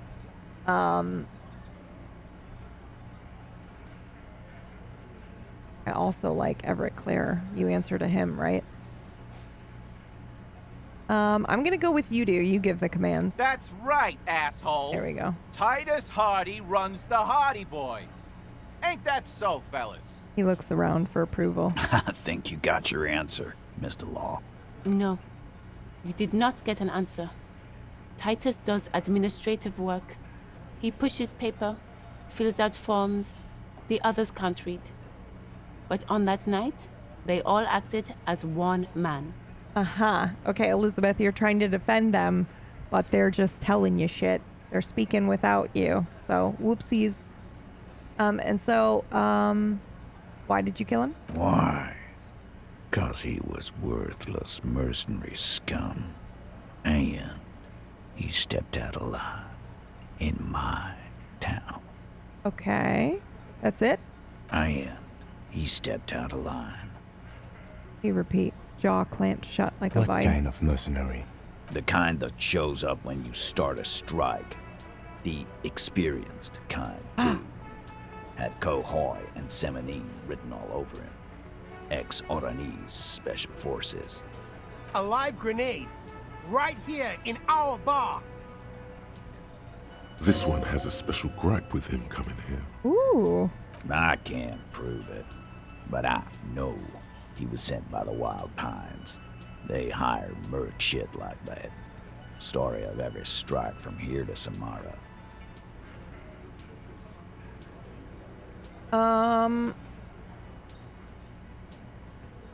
But what did he actually do wrong? Wrong? He harassed women, raped one, harassed workers, threatened to kill some as a warning. He wipes spittle from his There's mouth. slight unease in him suddenly. He regrets mentioning the rape. To kill us all, if we don't open the gates, if we don't let the scabs in, if we don't bend over. That was before he started coming here. He cracks his knuckles. Yeah, he said it was his favorite joint now. Started coming here every night. Drinking, grabbing girls. Grab one of ours mid-karaoke. Right there This on is the totally stage. me, dude. I'm the dead guy. How do we have so much in common? He grabbed someone? The lieutenant is trying to make sense of the flood of information. Yeah. This girl's on the mic. A beautiful girl. Young. Oh Gets my into God. the second verse of Lover Lake. The fucker grabs her legs, starts screaming. Holy shit. Show me your cunt! Why don't you show me your cunt? Then, he gets knocked on the head with a wine bottle, doesn't even fall down.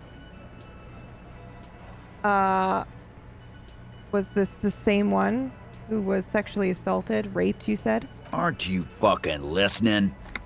My man is talking to you. He took care of it.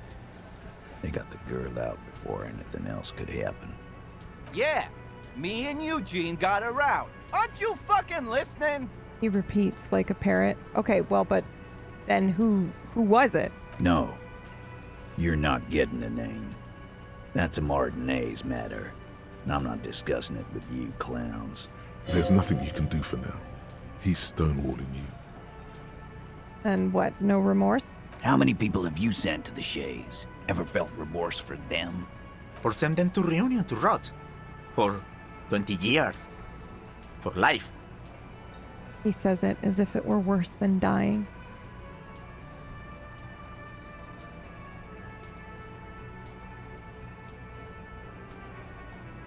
Huh. I don't know how I feel about this. Look, I'm just doing my job, that's all. We enforce the law. You kill people like it's nothing. I'm gonna go with, look, I'm just doing my job, that's all, even though I don't really like any of these answers. Oh, so you are just a simple, well-meaning man, eh? He spits Ever on the been in ground. solitary? Prison is a torture. That's what it is. Life is a torture, bro. He's clearly been in solitary confinement, and at a young age, nonetheless. So he's hanging a man, slowly, without breaking his neck. Yeah, so how did you kill him, by the way? We hanged him up by his neck until he got real still. Wasn't that obvious, Copper? But that's not how he fucking died, Didn't they bitch. teach you anything at the cop school, idiot? You're pretty sure you've had at least 2 years of cop school and many more of active service. Certainly enough to not put up with this backsass. Deliver a knockdown observation.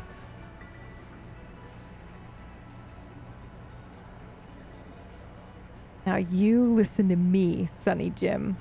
Autopsy showed the victim's hands weren't tied. No signs of struggle. Explain this and make it real simple. Look, I'm not gonna play 20 questions with you, Capo. I'll say it again. We killed him. Uh-huh. So are they protecting from... maybe somebody else did it? Yeah. Like... I knocked him out. Maybe the woman? Came up behind him and clubbed him in the back of the head. He went down like a sack of sand. That's right, lawman. And then we hanged the fuck.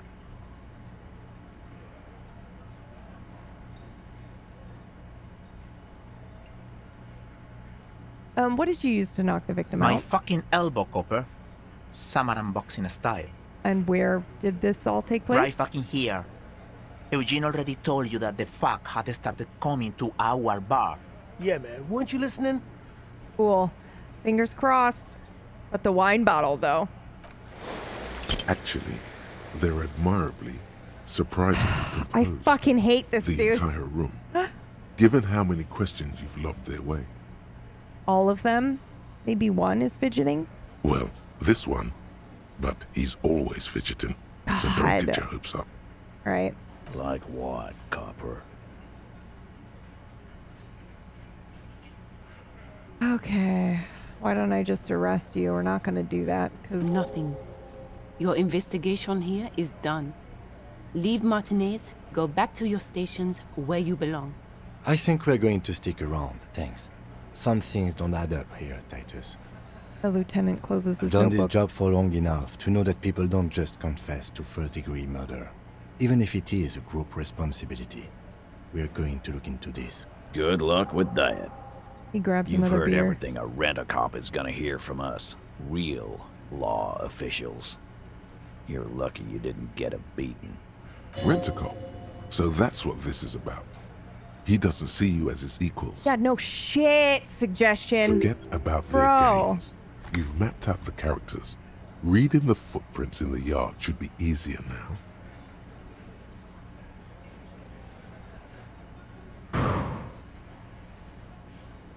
I want nothing more in life than to succeed at this godly check. But we're gonna leave for now.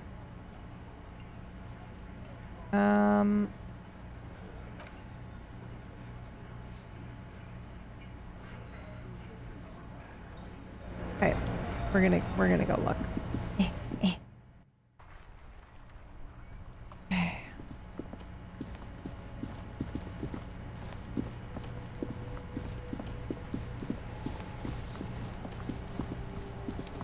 Where they be? There are several footprints in the mud, left by work boots. Anywhere from 6 to 12 pairs have walked here. Watch me 8 still fail. pairs of Okay. boots have shuffled back and forth in the mud. Where else have we seen a gang of men in work boots? That's right, the hardy boys in the mess hall of Whirling in Rags. 1. Standard work boot. Steel reinforced toes. Number 46. Just like Titus was wearing in his booth. This is the big dick, Titus Hardy. The one with the bald cap on his head. Is it? They didn't even bother to change boots. Putting them on the scene is easy. Maybe even too easy. 2. Standard work boot. Steel reinforced toes. Number 44. Either the blonde muscular guy, Glenn, or the young guy with a plectrum around his neck. 3. Hobnailed work boot. Steel reinforced toes. Number 43. The inked banger, perhaps. 4. Standard work boot. Number 45 or 46. Theo, the old smoker.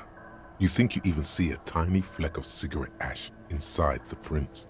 5. Another standard work boot. Reinforced toes. Number 44. Same as before. Either the musician, Eugene, or the muscle-bound blonde. 6. Light as air. Same make of boot. But number 41. Small like a rat. Shanky. Oh. Better late than never, detective. The whole world is dark and the tracks burn in it with strange beauty. 7. The glowing outline of a standard work boot. Number 46. The imprints are twice as deep as the others.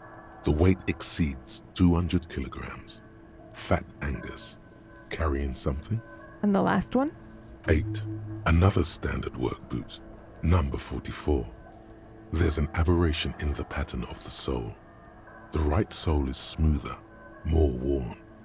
Curious. A missing 8th Hardy Boy. 7 sets of tracks, right? The Hardy Boys were here. 8, actually. That's all? Interesting. Then one of them seems to be missing. Anything else out of the ordinary? A leader like Titus doesn't let one of his guys out of sight easily, especially at a time like this. Okay. One sole is smoother than the other. I point that one out. Interesting. Let's name it the Old Soul. I wouldn't be surprised if this was the missing Hardy Boy. Wonder who he is. You have any ideas, Lieutenant? Someone operating a workbench with a pedal? Like a joiner at the harbor? Or maybe a drummer? He regrets it the moment he says it.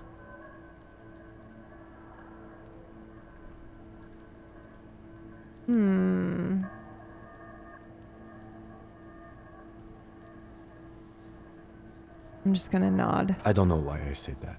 We are not looking for a drummer. We are looking for a group of dock workers. Well, but maybe we are, though. The lieutenant clearly appreciates the chance to clear up the drummer issue himself. Perhaps it could be a driver. A driver would wear out the right shoe before the left. The accelerator is on the right. We should keep our eyes open around the traffic jam. See whether anyone strikes out as a potential suspect. Seems prudent, no? Yeah, okay. Mm-hmm. The lieutenant writes the information down in his notebook, then reverts to the tracks in the mud. Okay, I'm gonna point these out 200. then. This could be the combined weight of 2 people, one carrying the other who's tied up. Let's say a heavily built worker carrying a similarly built armored man. Maybe it was a fat hardy boy, the one sitting in the middle. He might be right. 200 kilograms of living weight is unlikely. Okay. Probably yes. This would also fit with the victim being dead from a previous gunshot wound. They had to carry him, because he could no longer walk. Is there anything else that's noteworthy here? Yes. I'm guessing that's the skinny hardy boy. The one with his front teeth missing. Yes. You mean the rat-faced one? Yes, well, he did look a bit like a rat. You're right. Do you think those prints belong to him? I think so. I could still be wrong, but I'm probably not. How old do you think they are? A week, maybe? 7 days would fit the time frame provided to us by the caller, who reported the hanging. It is not impossible. How do you know? I pulled last week's forecast for coastal Havashon. Holy 7 days below shit, freezing. You brilliant the bitch! day before, the day of his hanging, was the last warm day. Correct again. Sub-zero temperatures would preserve the tracks in a good state. The commotion here could have taken place a week ago. What do you think? What do I think? Yeah. A mob of people brought something heavy to the tree. One of them was carrying the victim. They shuffled around, especially under the tree. But he was already dead. There was no... Then, after hoisting him up, they stood in a semicircle facing his direction. At first glance, this appears to be a lynching. Indeed. They all stood in a row here and looked at the tree. But we know the victim had a bullet in his head. A more precise way to put it is, it was made to look like a lynching. Yeah, but why? By these tracks? Yes.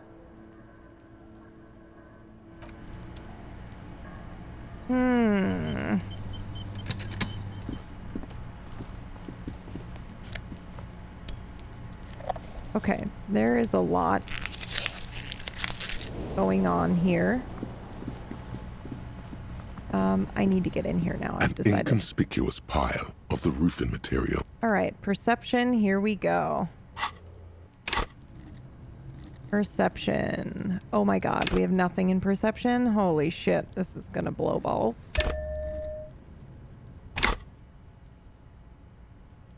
Okay. Good luck to us. An inconspicuous pile of the roof because there's a secret door hidden behind the panels of Eternite. That's why here we go. Orderly. There it is. You see a shabby little door. Let's go, bitch.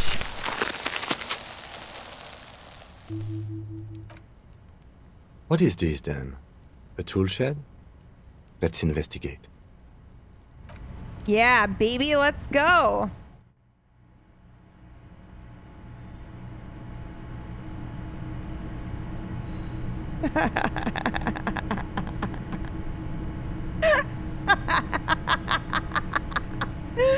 Oh my god, I'm sorry.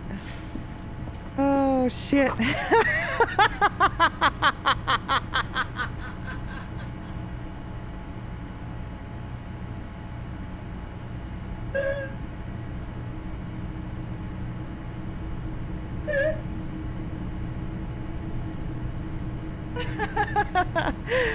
The maniacal laughter, yeah.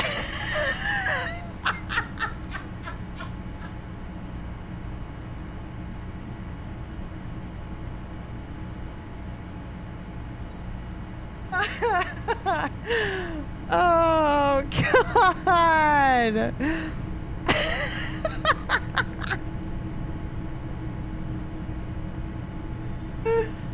Holy shit, dude.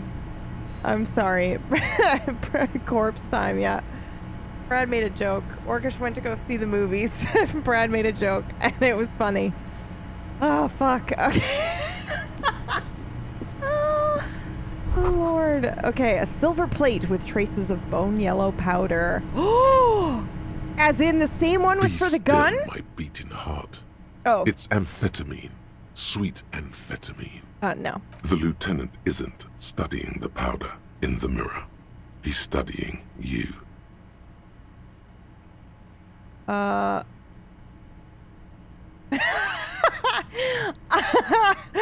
Are you a really good detective? Oh, shit. Okay, I'm gonna say someone has taken narcotics here. Perhaps not. This is below our pay grade, detective. However... Oh god, there's a pig head. He points to the ladder in the corner. See that ladder there? It's probably another way into the industrial harbor, no? Oh, for fuck's sake. It would have been great to find this day one. And I wouldn't have had to do any of this. Cured pig's head. It looks mummified. Okay, great. Wait.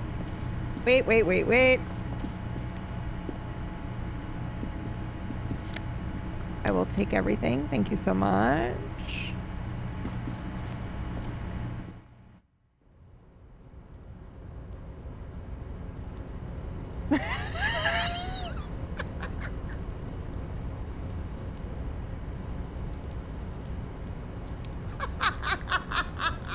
I'm so sorry.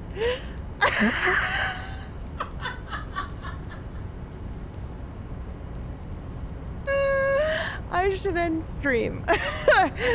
Oh, Orcish is just trying to get out of the theater. He's not enjoying the movie that he's watching, and Brad is giving him all these reasons why. Oh, God. That's pretty good. Ooh, what's this?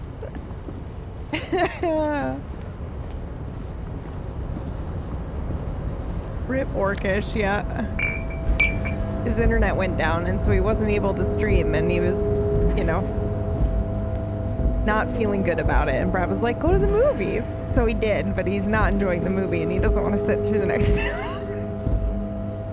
Oh, the doorway is going to collapse soon. Restoration pillars keep the ruins together. Okay. That's it. This was a way into the harbor, and we don't get anything sneaky about it. Is that it? Damn it, dude.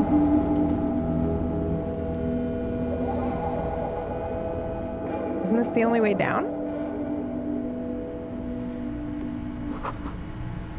Poster says get out of the way or get fucked up. Okay, wait, this leads us here, but am I missing something? As in a way to...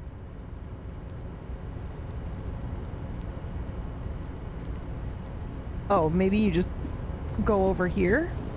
This must be it, right? Yeah. And then you go up this way. Ooh, but there's stuff here. I will take that, thank you very much.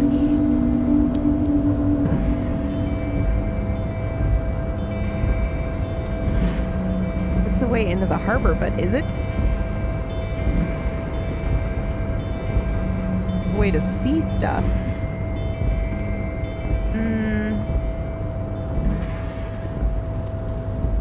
Okay, interesting. Well, there doesn't appear to be a way now. Alright, well, it doesn't matter because we can... What the fuck was that sound? Did you hear that? Let's go over here.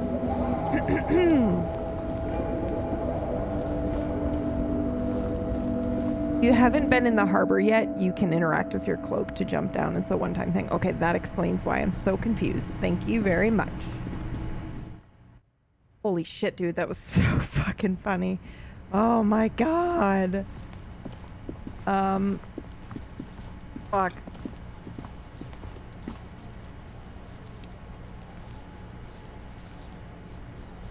Okay, now what do I do?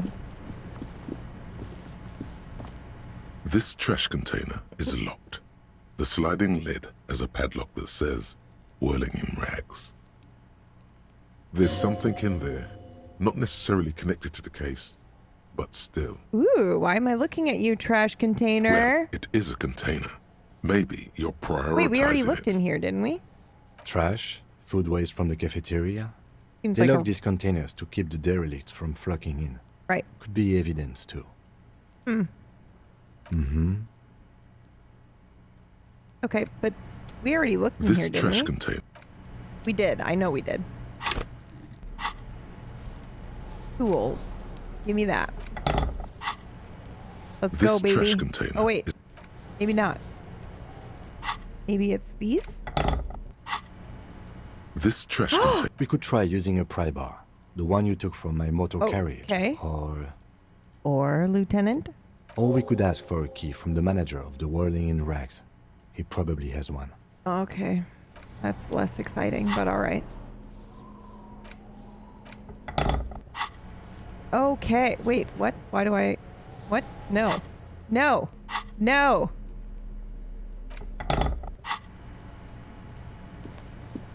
I got this.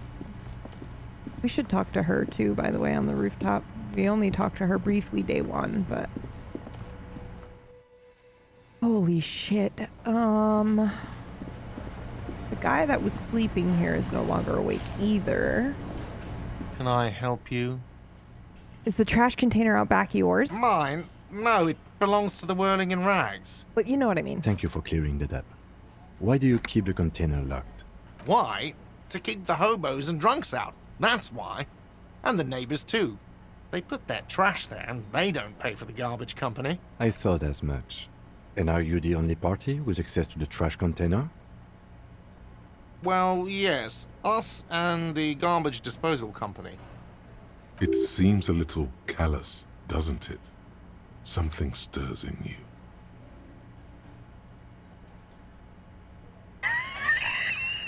No, it doesn't. Nothing stirs in me, and it isn't callous, it's common sense.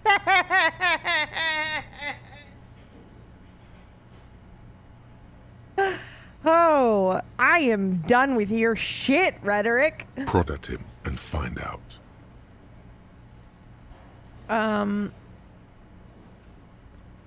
Doesn't it seem callous to you?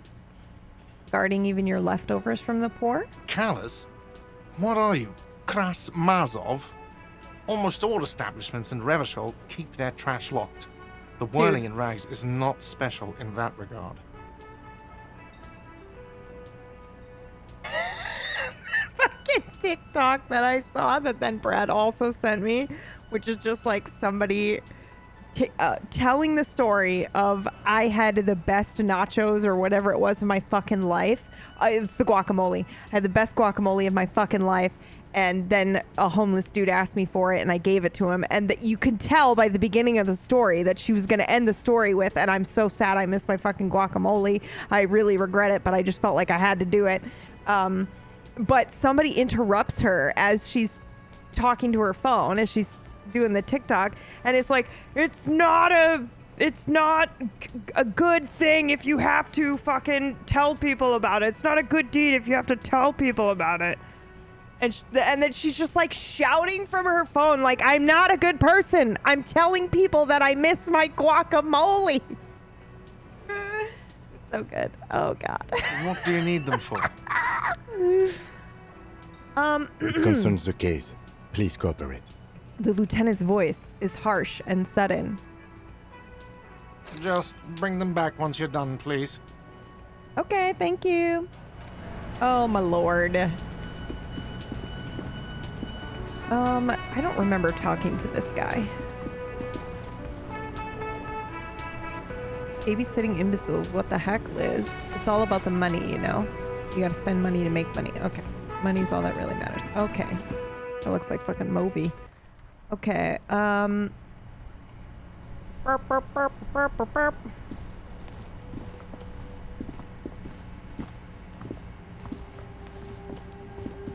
What? You see a set of tire tracks in the brown slush that covers the plaza mosaic. What? What kind of vehicle drove through Hard here? to say. Cop habit. You look at everything. Good luck. No, these tracks are not interesting at all. All Let right, the well, street sweeper. we tried. Okay, so I've got the key. I swear to God, I thought I opened this already. This trash container is locked.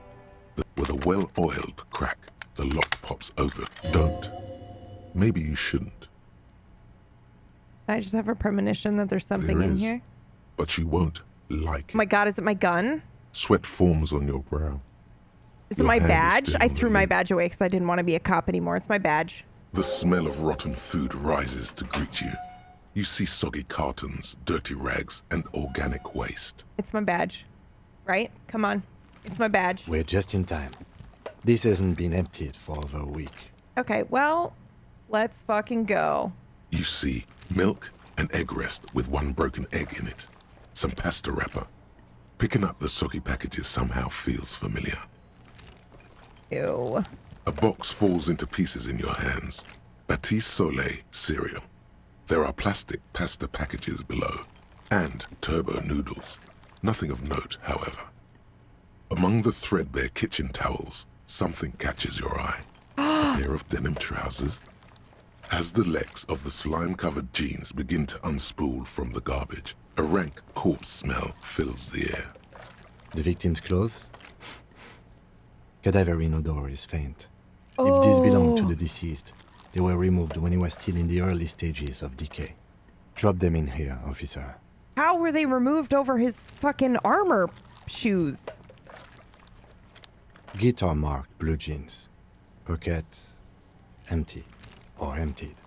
He wore them with a belt, too. A white belt. The loops appear stretched, but the belt is missing. That's it. Do you see anything else in there? I have another bag here. Something slimy catches your eye. Oh, I'm gonna reach for it. A drab, long-sleeved shirt, olive-colored, appears from the food waste, dripping with pus. Thank you so much for 54. How are you, BB? This is time. a military type overgarment. 4:30. No label or serial number. This is the kind of rib-knit shirt that's worn over light armor to conceal it in an urban scenario. Anything more? The rest of the rags are just kitchen variety waste. A yellow old mug that catches your eye. But other than that... Yellow, yellow, yellow. All right. We should go to Gart again and ask if he knows who put the clothes in the trash. Yeah, we need to It ask. could be as simple as someone from the hostel kids. cleaning the yard. Or that one. I'd advise against confronting that force. Okay. The fuck's he on about, kids? You hear that, Kuno? He thinks you're an infant or something. See? Yeah. Okay, well. Not really. All we know is the victim's clothes are in the trash. The lid was locked, and his establishment had the key. It's just a small loose thread. Okay. The lieutenant. Yeah, nods, he's here, Dirk. I'm then gonna just looks finish back this line of into the questioning and trash then we'll be done. Search the food waste. It's just organic waste, cold and slimy on your hands. Apple and potato peels, mostly. Unidentified sludge, and the occasional chicken bone thrown in for good measure. But hey, nothing. Really? It's nothing. Nothing more to see here. What's this? What? A blue piece of plastic sticks out from the apple peels. It's shiny. Looks like the corner of something. Pick it out. Something larger. A clipboard. A blue plastic clipboard with moist papers hanging from it. They look badly damaged, but you can still make out forms and notes, written in a man's handwriting. Officer, is that your paperwork? Oh my fucking god, dude. I told you. No, it can't be. I don't know what this is. It is. Look, the plastic has the RCM street grid on it.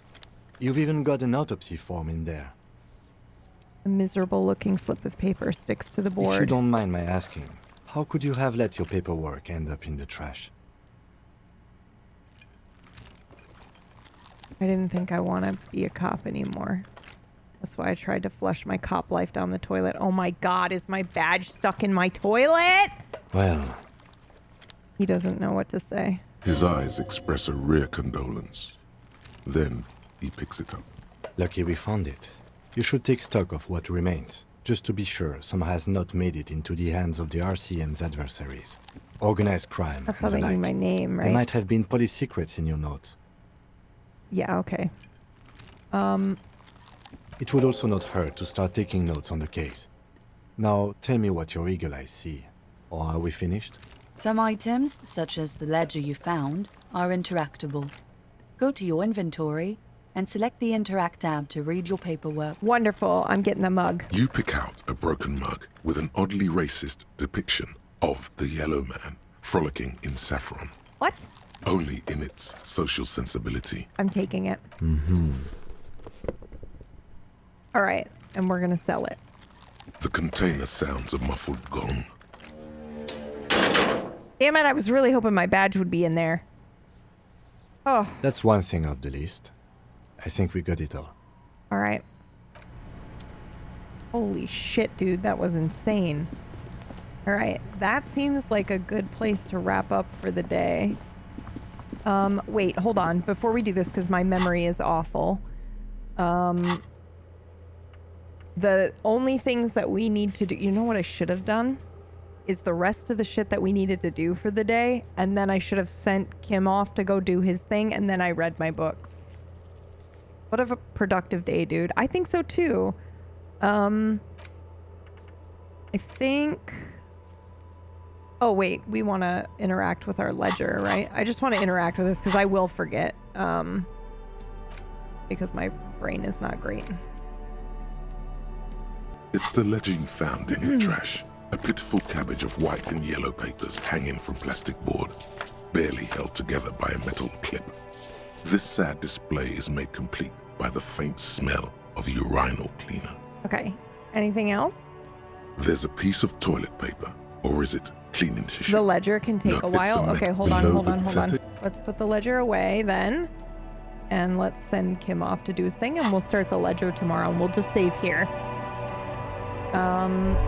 Yes? How do I tell him to go do the thing? Oh, I think we have to go... Hold on, we have to go back down into the basement, I think, real quick.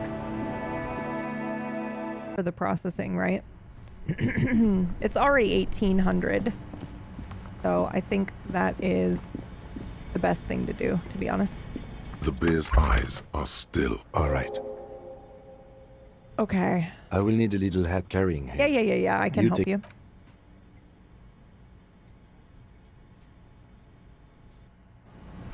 Okay, we've done it. There he goes. Good luck, Kim. Oh, I'm sad. All right, we'll save here. We'll go wash up. We'll see if we can talk to that woman upstairs. And we'll do all of that tomorrow. Yeah? Sounds good, baby. I'm gonna save here. And I expect you guys to remind me if I forget. Okay. Saving the game. Ba-doom, ba-doom. Stay disco. That's absolutely right. Bye, Kim. I love you. Oh, he's so lovely. He's too kind. Dan, from the very first moment that Kim was like there with us, I think I was almost vomiting with the dead body, and he like was like there and patted my back, and I was like, get the fuck away from me. Don't come anywhere near me. And now I love him. Okay, babies. I know, he's the best boy. He is. He is. Most civilized people are out of touch with reality because they confuse the world as it is with the world as they think about it, and talk about it, and describe it. Now, of course, reality, from a philosopher's point of view, is a dangerous word. A philosopher will ask me, what do I mean by reality? Am I talking about the physical world of nature? Or am I talking about a spiritual world? Or what? And to that I have a very simple answer. When we talk about the material world, that is actually a philosophical concept. So in the same way, if I say that reality is spiritual, that's also a philosophical concept. And reality itself is not a concept. Reality is...